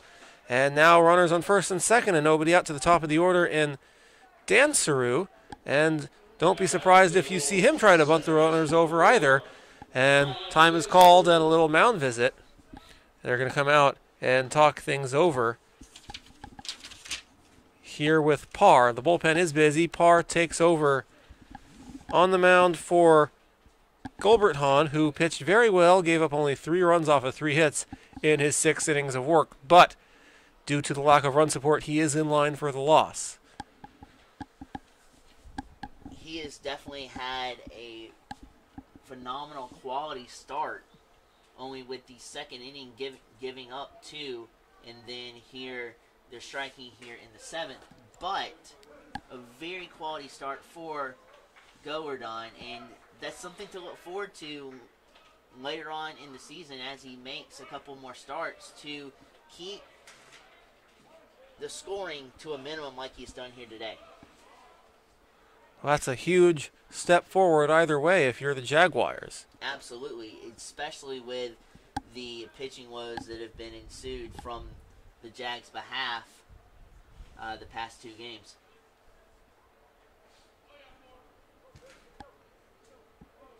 Shows how good Gilbert Hahn was on the mound. Here in this one, a check on the runners.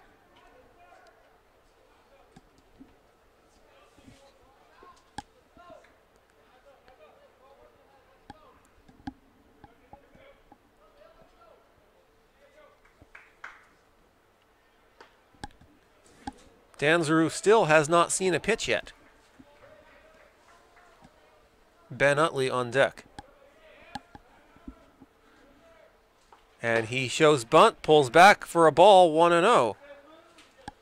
The Jags right now are defending in a wheel play of their own, with the shortstop covering third, second baseman covering first, and the 2 corner infielders are darting straight for the ball in this bunt situation.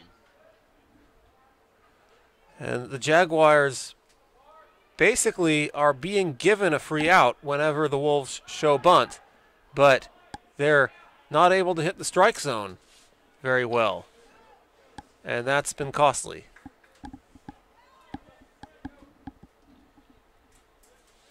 Want to in a situation like this, pitch to contact, they're already sacrificing an out to advance the runners. Just pitch to contact and let the contact happen.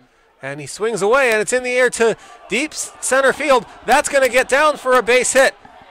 They're going to wave around third. Michaels, he scores. They hold Griffith at third on an RBI double by Danzeru, and it's 4-2 West Georgia. The outfield for the Jaguars was playing very far in, a little further in than normal, and on a routine pop fly to center field, they had to get back for it because they were playing in, and they weren't able to get to it, and it results in a double. That was excellent strategy there exhibited by West Georgia in the batter. He had everybody fooled on the defense. Defense in, outfield shallow, and just place a hard crank in the ball over the outfield's head. Very good strategy to force in another run for West Georgia to amp up their lead by 2. The 0-1 pitch to Ben Utley swung on, fouled back, 0-2. So Utley looks at a strike to start the at-bat and then fouls one away, and he's behind in the count 0-2.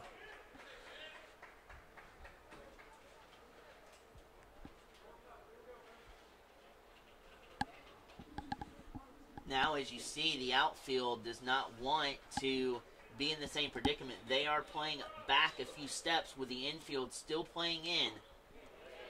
The 0-2 pitch misses for a ball 1-2. Still nobody out this inning, a run home, and a pair of runners in scoring position.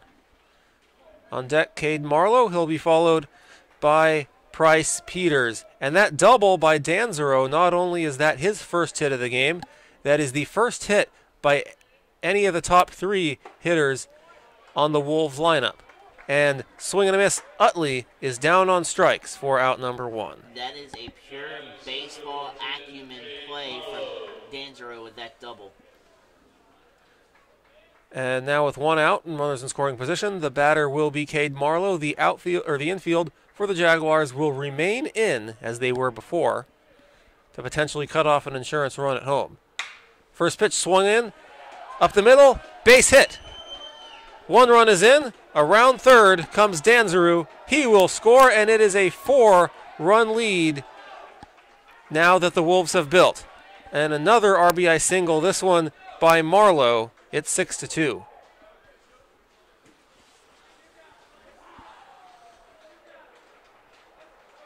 And each time, on each of their RBI hits, the Wolves have been able to exploit the way the Jaguars have lined up and hit it to an area that a Jaguar player has not been able to reach. And that is going to be the end of the night for Parr, who gives up 3 runs off of 3 hits, only records 1 out in a third of an inning of work, and he's going to leave responsible for the runner on first.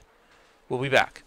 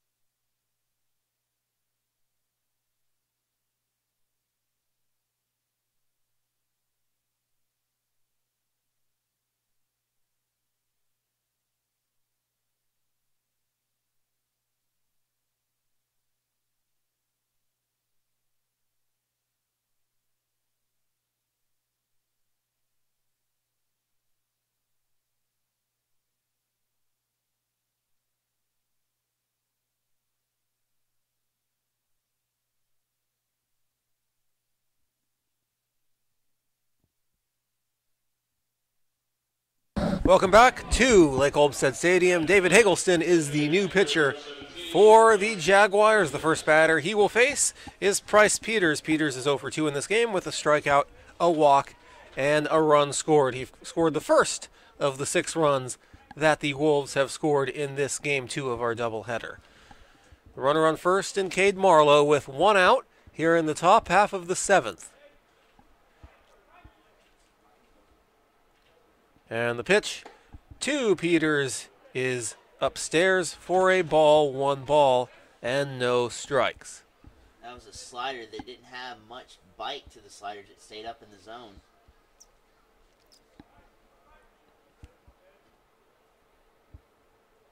And the pitch inside for a ball, 2. The runner's going, and it's an easy stolen base for Cade Marlowe as the ball got by the catcher. It was going to be tough for Alford anyway because Marlowe had a step or 2 in his running lane already on Alford, who couldn't secure the pitch cleanly.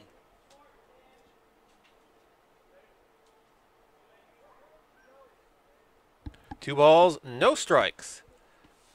On Peters, the 2-0 pitch, inside 3-0. And the stolen base takes away any possibility of a routine double play. Double play chances now a lot lower after that stolen base for the Jaguars. 3 balls and no strikes to Peters. First base is open now because of the stolen base. And here's the pitch, and that misses upstairs, and a 4-pitch walk to Peters. And right out of the bullpen, Hagelston unable to find the strike zone as he throws 4 straight balls to Peters, the first batter he faces. Peters has now walked twice in this game, and now the batter is Poski, who's 0 for 3 with a pair of strikeouts. But that's not the worst thing in the world that could happen to the Jaguars because it reinstitutes a double play scenario with a force at second, third, or first. And we have a pinch runner for the Wolves. It will be Brady Barnes running at first base for Peters in the DH spot.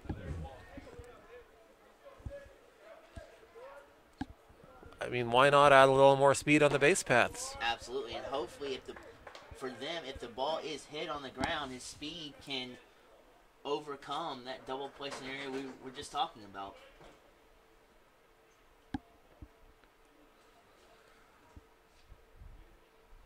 No balls and a strike. 2 on, 1 out here in the 7th. And here's the pitch, and that's going to miss in the dirt. That once again gets by the catcher to the backstop, and the runners advance to second and third, and once again, chances of a double play have gone way down. And the count's going to be 2 balls and a strike to Poski. And so your only force option remains at first base with no other force plays available. And once again, the infield trots in a couple of steps, trying to cut off a run. We've seen that a lot today. And Poski checks his swing. He is unable to hold up. It is a strike. Strike number 2. And the count 1-2. Logan Taylor waiting on deck. Taylor in this game is 2 for 3. With a double, a single, and a run scored, he has reached on an error, and in doing so has reached base in all 3 visits to the plate. Poski looking for his first hit of the night. He's behind in the count here, 1-2. He's 0 for 3 with a pair of strikeouts.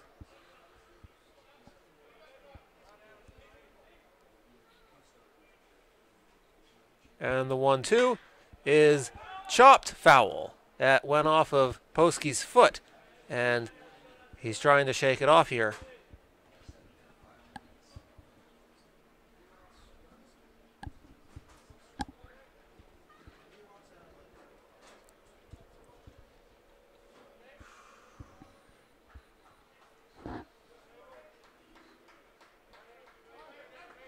Shades of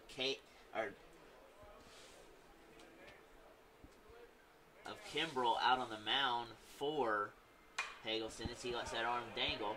And the 1-2 is fouled away again.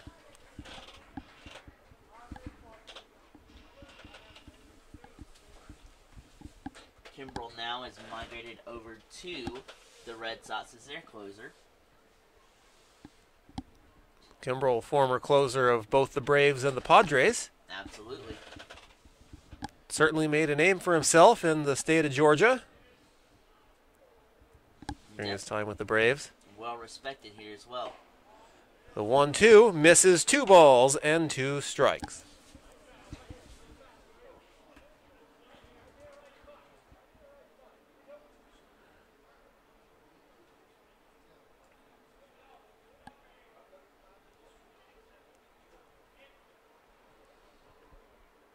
And the 2-2 misses 3 balls and 2 strikes.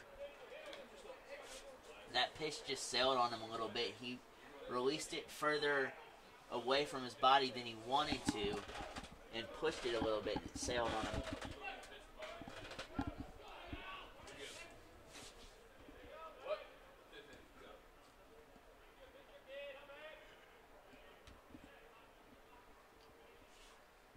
And the payoff pitch, line in the air to right field, and unable to make the catch is Moore. He got a glove on it, and it came right out, and that's going to allow another run to score, and Barnes, the pinch runner, advances to third, and going to second is Poski, and we're going to see how that's going to be ruled. The score is now 7-2 in favor of the Wolves. It's getting from bad to worse right now. That looks like it is gonna. Looks like it may be labeled an error because he should have made that catch. But we will wait and see. Batter now is Logan Taylor, and he looks at a ball in the dirt. 1 ball and no strikes. And we're going to see a mound visit, and this might allow the bullpen to get loose once again.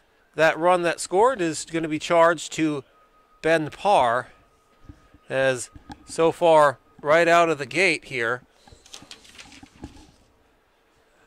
Hagelston has not been able to get an out. And we're seeing this as a repeated issue from several different relievers over the course of this series for the Jaguars. They come right out of the gate and are just unable to get an out, and the Wolves have been able to put up multiple crooked numbers as a result. Well, their initial tough goings is because of location and trying to be too perfect. When you are trying to finesse the ball instead of pitching to contact and trying to add a little power to your arm, you run into situations like this, and it stings more so than if you were to get a base hit off of it. The 1-0 misses 2 balls and no strikes.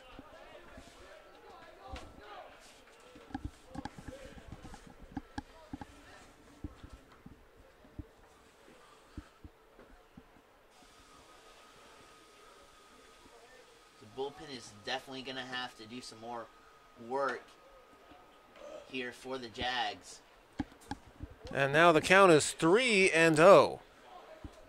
Hagelston now unable to find the strike zone, and this is going to have to be something that, if you're the Jaguars, Coach Howell will have to address in his bullpen, is making sure guys get their warm-up reps in the bullpen before entering the game and are able to be sharp right out of the gate. That is their expectation, and a lot of them have not really been able to deliver in that sense. Over the course of the weekend, the count now 3-1 as Taylor looks at a called strike taking all the way. And just let's not forget the 6-run inning that the Wolves put together in the 9th inning of Game 1 earlier today. When they went into that inning trailing by 3 runs, there were 5 walks in that inning by Jaguars pitching and another walk here, and that loads the bases with 1 out. And that's going to bring up Joe Hill, the 9th man to come to the plate this inning. And in each game so far today, in the last scheduled inning of both games today, the Wolves bat around. And the thing is, too, it's much more of the location of the pitches that the Jaguars bullpen are throwing instead of the movement on those pitches. They have good life on their pitches, and they're breaking very well. The fastball's moving and dancing around. It's just the location that they're trying to pinpoint is not accurate, and that's what's allowing these bases loaded situations on the mound for the Wolves. They struggled to take advantage for most of Game 1, with the exception of the first and last innings. The 1-0 pitch is lined in the air to center. That's down for a base hit. Barnes will score around third. Poski, he's going to score. It's 9-2. And they just keep pouring it on, as what was a great game up until the start of this inning is now a blowout. That's how fast the complexion of a baseball game can change. Certainly has here. And now Chris Michaels, who doubled and scored a run to lead off this inning, bats for the second time here in the seventh.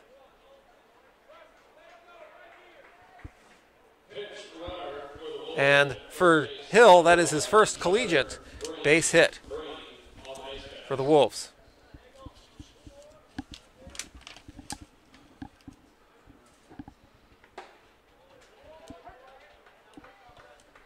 And a called strike on Michaels.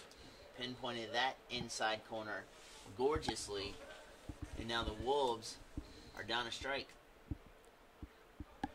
Still just one out here in the inning. The 0-1 swung on, fouled back, 0-2.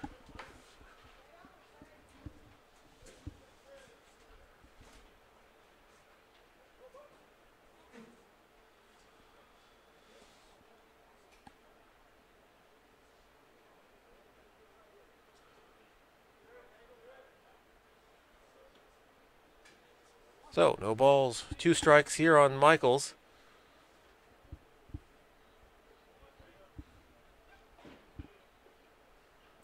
And the 0-2, that misses for a ball, 1-2. Bullpen is still busy for the Jaguars, and if you're the coaching staff on the Jaguars, you have to imagine they're really tired of having to get it going this weekend. Absolutely, and they've run through a cornucopia of pitchers here in the first 3 ball games, and it makes you wonder for the next few games on the schedule how much life these relievers will have on their stuff when it comes game time for the next couple of games they have. Certainly will. The count now 2 balls and 2 strikes on Michaels. The good news, they will have a couple days off to rest them. That's in the air to center. And that's going to get down for a base hit. And another run is going to score, and it's 10-2. And My goodness. Another thing, too, on these hits, especially this half inning, in the later stages of this half inning, even though we only have 1 down, the last couple of batters, the location has been good, and they're fighting off pitches. It's just they've been able to get enough on the bat and fight these balls off to where they're falling right in front of the infield, or right in front of the fielders on the diamond. They're hitting the balls into the perfect spots. Here in this one, a called strike to Griffith. 0-1.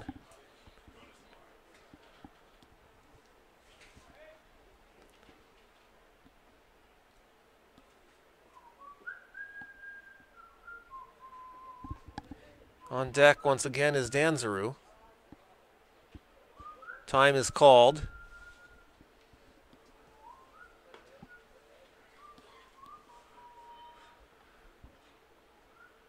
So again, 16 runs game 1, 10 game 2, and 10 game 3. That's 36 runs in 3 games. Once again, something that's going to have to be addressed if you're the Jaguars. No balls and 2 strikes now with to Griffith as he chops another one foul. And with the couple days off that the Jaguars have before their game. Their first road game of the season will be this Wednesday, February 7th against Erskine in Due West, South Carolina. They can use those days to rest the bullpen arms that struggled, and hopefully a fresh pitching staff will be able to deliver on the road. The 0-2 pitch is a called strike 3 to Griffith, and that is out number 2. After all that fight that Griffith put up, a fastball inside corner sets him back down. Goes back to the top of the order, and Danzaru. This is the 12th batter to come to the plate this inning for the Wolves.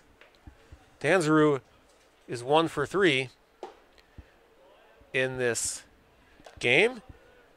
His one hit came earlier this inning. It was a double, and he also scored in this inning.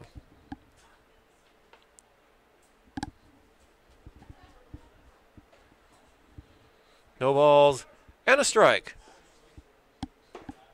And he swings and misses. No balls and 2 strikes.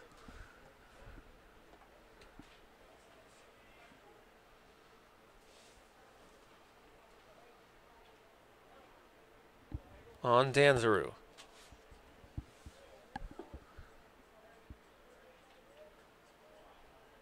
The 0-1 or the 0-2 misses 1 ball and 2 strikes. Throughout the series, the Wolves have been able to just get singles and doubles. That's all they've really needed for their hits, for the most part.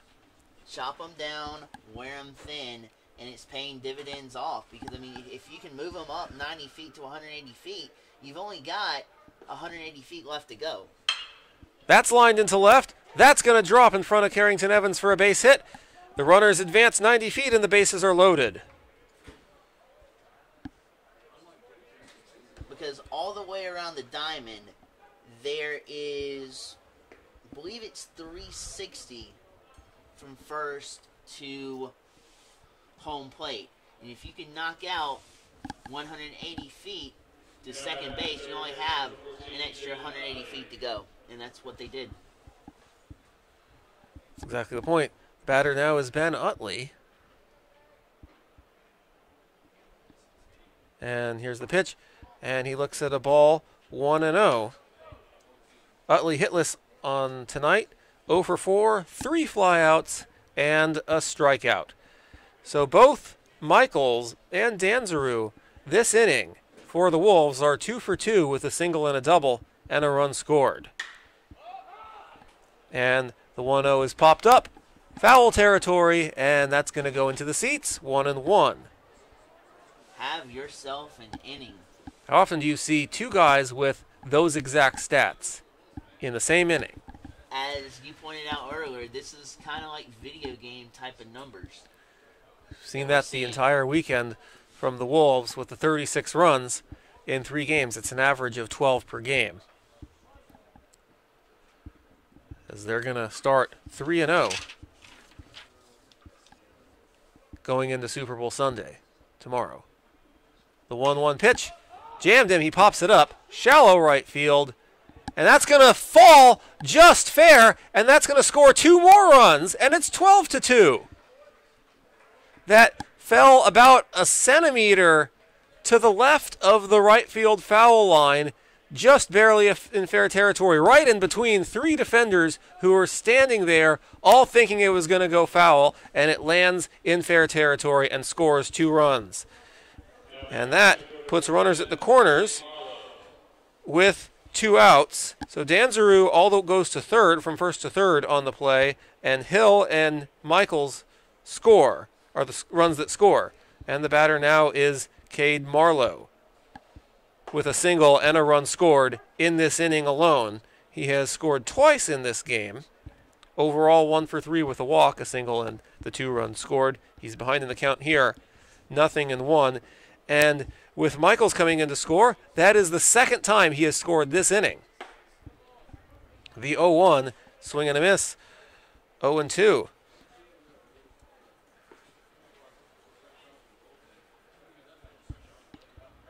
No balls and 2 strikes on Cade Marlowe. If you're the Jags, you don't want to try to get too cute here either. Absolutely not. Time is called. 9 runs have scored in this 7th inning. It was 3-2 at the start of the inning, looking like a very exciting nail-biter. Not anymore. The 0-2, lined into center. Charging, and that's going to fall in front of Bill Ardello. He was charging in, looked like he was going in to make the catch, and it fell just in front of him, and that allows another run to score. The 10th run scored this inning. It's 13-2. The Wolves are finding holes off the bats, letting the speed of the pitch dictate the power behind the ball, and dropping in front of outfielders and players on the diamond, and this slaughter continues. And now the count 0-1 on Barnes, who pinch ran for Peters earlier this inning and came around to score, and now bats for the first time in this game.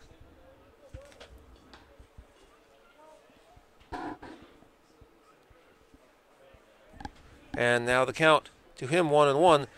So Danzaru, who came in to score in the last play, now he has scored 2 runs this inning as well. Ben Utley, who is currently on second base, is the only swing and a miss on the 1-1 pitch, 1-2. So Ben Utley on second base is the only Wolf player to have not scored a run this inning in the starting lineup. And he is currently on second.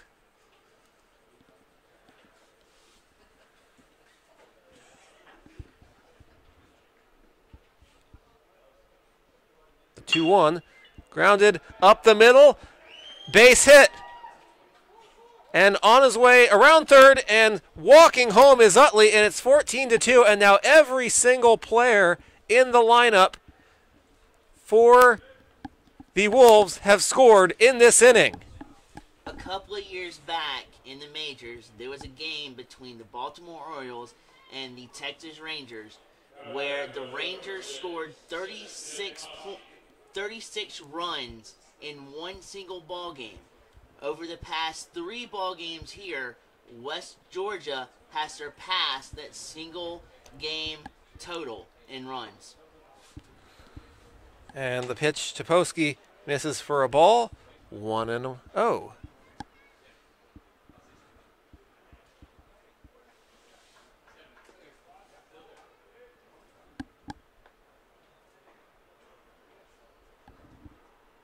The 1-0 pitch. Posky misses outside for a ball. 2-0.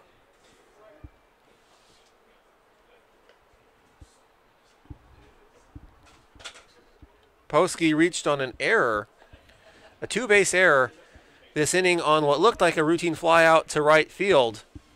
But Moore was unable to catch it. He dropped the pop fly, and that allowed Posky to go to second, and he ultimately scored on that as well. 2 balls and a strike now.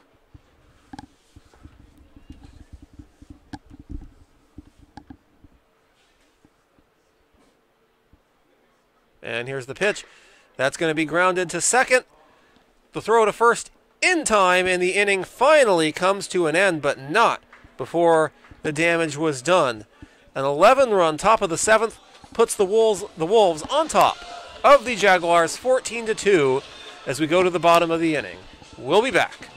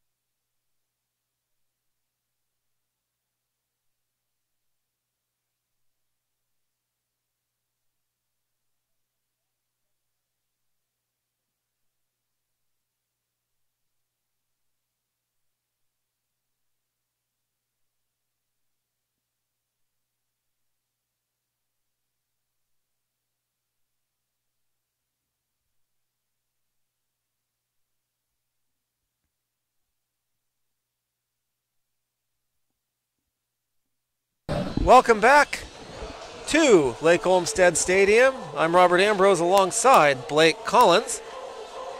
And to lead off the bottom of the 7th inning for the Jaguars, it's their last chance, is Trent Maddox, who is making his first plate appearance on the night after coming in defensively in the 5th inning to replace Timothy Gray at third. Gray in the game was 1 for 2 with a single. This is Maddox's first plate appearance. And the first pitch he sees is a called strike, 0-1. The Jaguars trailed 3-2 going into this inning, the top of the inning. It was tied going into the 6th. They gave up a run that inning, trailed 3-2 going into this inning, and gave up 11 runs, and now trail 14-2. That explosive offense from West Georgia rears its head again, and if you're West Georgia, you are confident going into your remaining regular season games. With this outlook, that offense is going to be explosive all year long for the Wolves. It absolutely will, and certainly the Jaguars have a lot of questions with their bullpen that are going to need answering by Wednesday when they take on Erskine in their first road game of 2018. The 1-1 pitch misses for a ball, 2 balls, and 1 strike. It hasn't been all bad, though, for the Jags. You've had a couple of relievers come in. Casey Leenock, one right off the top of my head, that has shut the door today.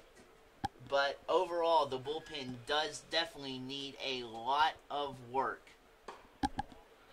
And the 2-1 misses, 3 balls, and a strike on Maddox. And again, as we keep talking about, it's more about location, trying not to get too finicky and too perfect with your spots. Just pitching to contact, pitching to outs, and that's where the Jags will improve. But on the offensive slate right now, they got to see if they can bring a spark back to these bats. Count is now full on Maddox. The 7th full count for the Jaguars in this game. So they've had good long at-bats, but still haven't really gotten the pitches to hit, and when they do, they have been hitting it right to the defenders. And swing and a miss by Maddox. He strikes out, 1 out here in the 7th, and now the batter is Brent Alford. When you're in that type of count, you're thinking anything but a changeup. So what do you do as a pitcher? Go right to a changeup, breaking down and away, and that caught Maddox clean, and he is walking back to the Jags dugout. The pitch to Alford misses for a ball, 1-0, and any pitcher that is able to read the mind of a hitter, and obviously the ones that do will give the hitter exactly what they don't want or the opposite of what they expect. That's how they're able to fool them, and that's why they're so successful. Absolutely. Greg Maddox, in his day with the Atlanta Braves, was famous for that. You get all three, John Smoltz, Tom Glavine, and Greg Maddox. All three of those guys could baffle batters out the wazoo with their pick selections. Alford takes first after being hit by a pitch, and we're going to have a mound visit here. And those guys are all in the Hall of Fame, officially. Absolutely. So back to the top of the order, and Devin Billardello, the 6-foot junior from Marietta, transfer from Georgia Highlands College. But out of the three, John Smoltz was the only one to transfer to a reliever role and pitch as a closer as well later on in his career, which definitely not too shabby as well. It's a whole different mindset from a reliever to a starting pitcher.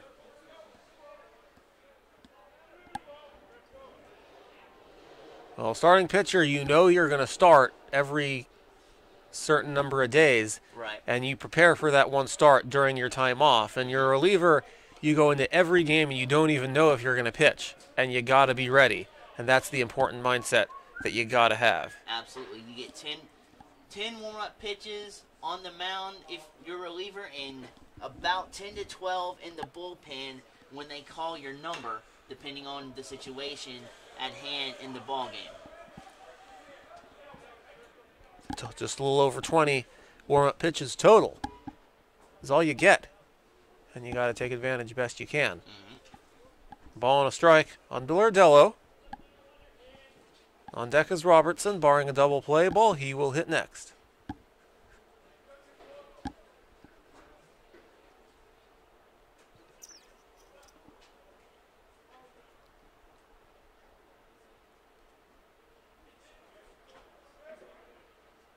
The 1-1 misses, 2 balls and a strike, and on his way to second and taking second is Alford, and we'll see how they're going to rule that.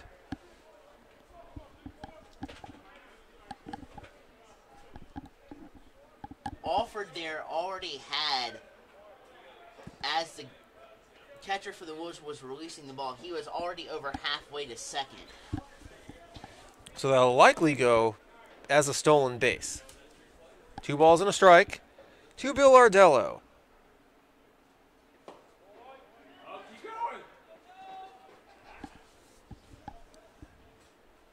Now the count is 3-1. Jaguars with a base runner already. They will need 10 more base runners to have a chance here in this one. 3 balls and a strike, 1 out here in the bottom of the 7th. And the 3-1 misses downstairs. That is ball 4. Bilardello seemed to have lost track of the count, did not realize it was ball 4, and took his time before starting to walk to first base. So runners on first and second with 1 out. The batter next will be Mason Robertson, but he's going to have to wait a little bit as we are going to have a pitching change. We'll be back.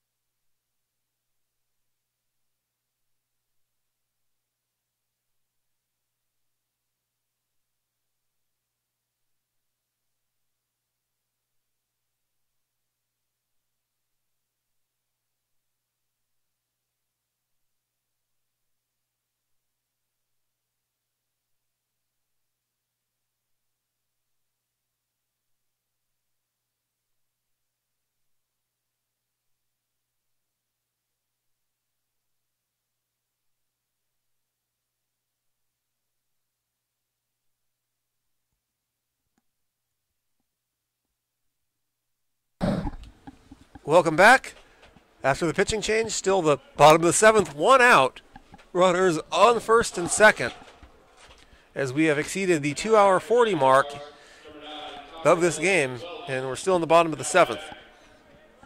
Mason Robertson, who is 0 for 2 in this game with a sacrifice bunt.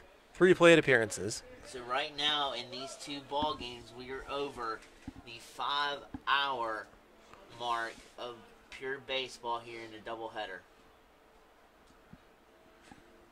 We have certainly enjoyed bringing all 3 games of the series, as well as the 2 games today, to you. Absolutely. Two balls and no strikes. This has been a heyday and a half for all of us here.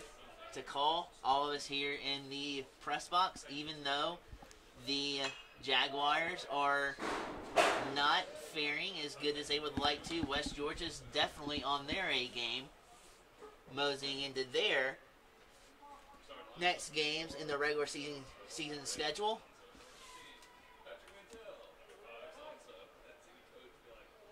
The 2-1 in the dirt.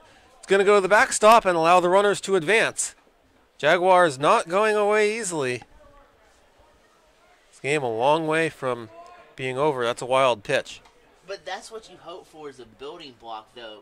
Down by this much, you kind of look for fight and hope from the offense to build on for your next games. And they'll be back here against Benedict, I believe, on the 14th.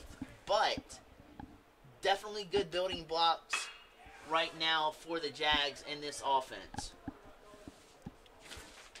And the 3-1 pitch is fouled back. Chop foul, 3 balls and 2 strikes. That was fouled to the third base coach of the Jaguars. He has shown that he still has some good fielding ability left in him over the weekend with the foul balls that have been hit to him. 3 balls, 2 strikes on Robertson. Bakari Gale is on deck for the Jaguars. Here's the pitch, and the sidearm delivery is a called strike 3, 2 gone.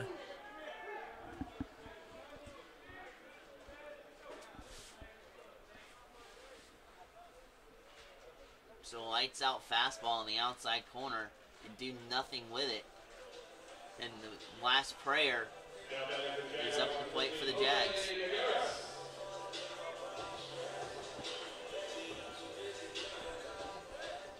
So Bakari Gale, the batter now, he's 0 for 2 with a walk, a strikeout, and a run scored in this game. He scored back in the first inning, and the first pitch he sees is a ball 1-0. That was the first inning in which the Jaguars scored twice. They have not scored since. Bats have not been that lively this game outside of that first inning. You got a chance here to break free from that 2 runs you scored earlier and tack on more runs.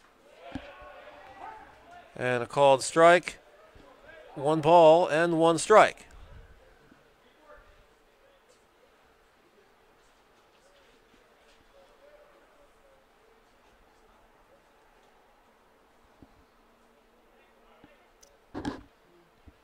And now the 1-1 pitch. That misses inside, and that hit him.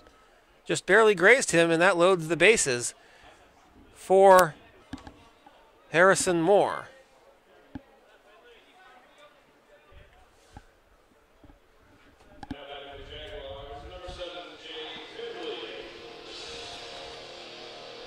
This is the first time in a while this game the Jaguars have had the bases loaded. Let's see if they can turn these base runners into runs.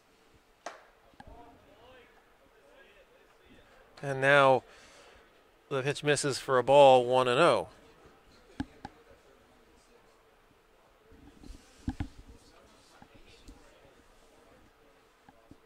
And the 1-0 pitch misses 2 balls and no strikes.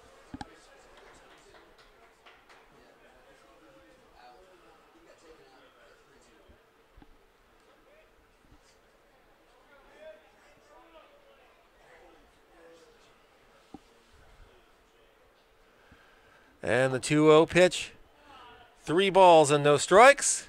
And we'll have a mound visit with the bases loaded here and 2 outs. I don't think the Wolves, being up by 12 runs, are that worried about potentially forcing home a run here in this situation. No, but you still want to work on location. They're doing a good job of that, but it's the Jags' opportunity here to continue working the count and force the ball up in the strike zone for them to have a chance to tack on more runs. And the 3-0 pitch misses outside for ball 4, and that does force home a run, and it's 14-3. It's the first Jaguars run scored in this game since the first inning when they took a 2-0 lead. And that is now seeming like a long time ago. Batter now is Zach Goebel, the first baseman.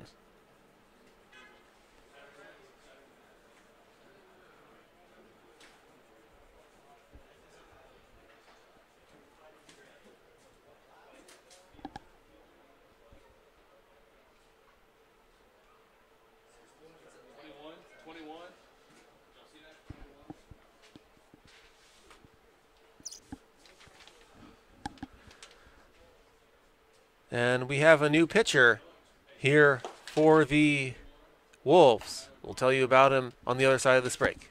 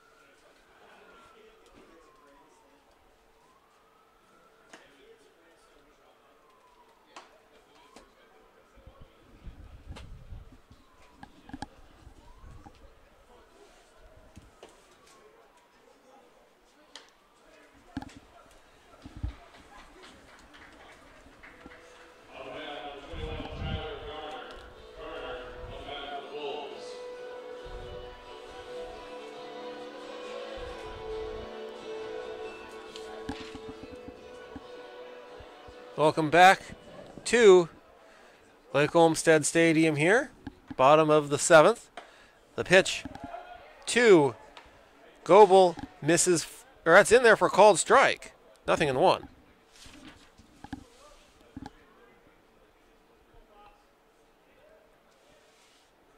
And the 0-1 also misses. Or that one misses. It's 1 ball and 1 strike.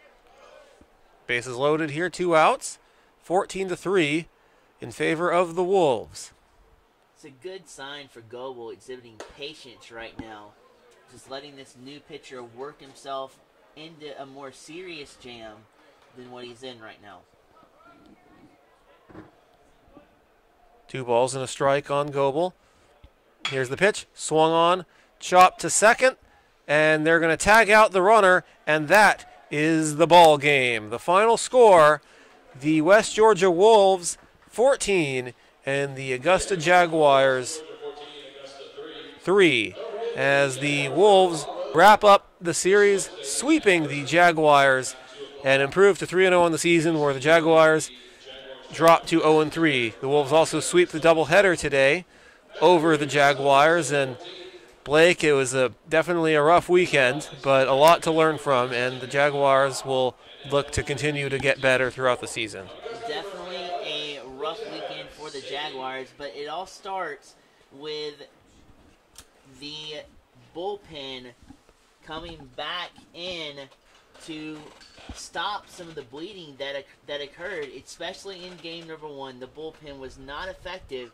Game number 2, you thought they were better, and they were with Leenock and a couple of other relievers, but they could not hold or shut the door on any parts of the Wolves' offense in any of these 3 games. Now, there were a couple of innings, like we said, where Leenock and a couple of others shut the door, but overall, just too much firepower in the Wolves' offense, to say the least. And not only that, but the offense has, you would hope, would get better timing with their swings, better vision at the plate to be able to make more solid contact. It's still early in the season for the Jags, and definitely have to have improvement on the pitching side of things.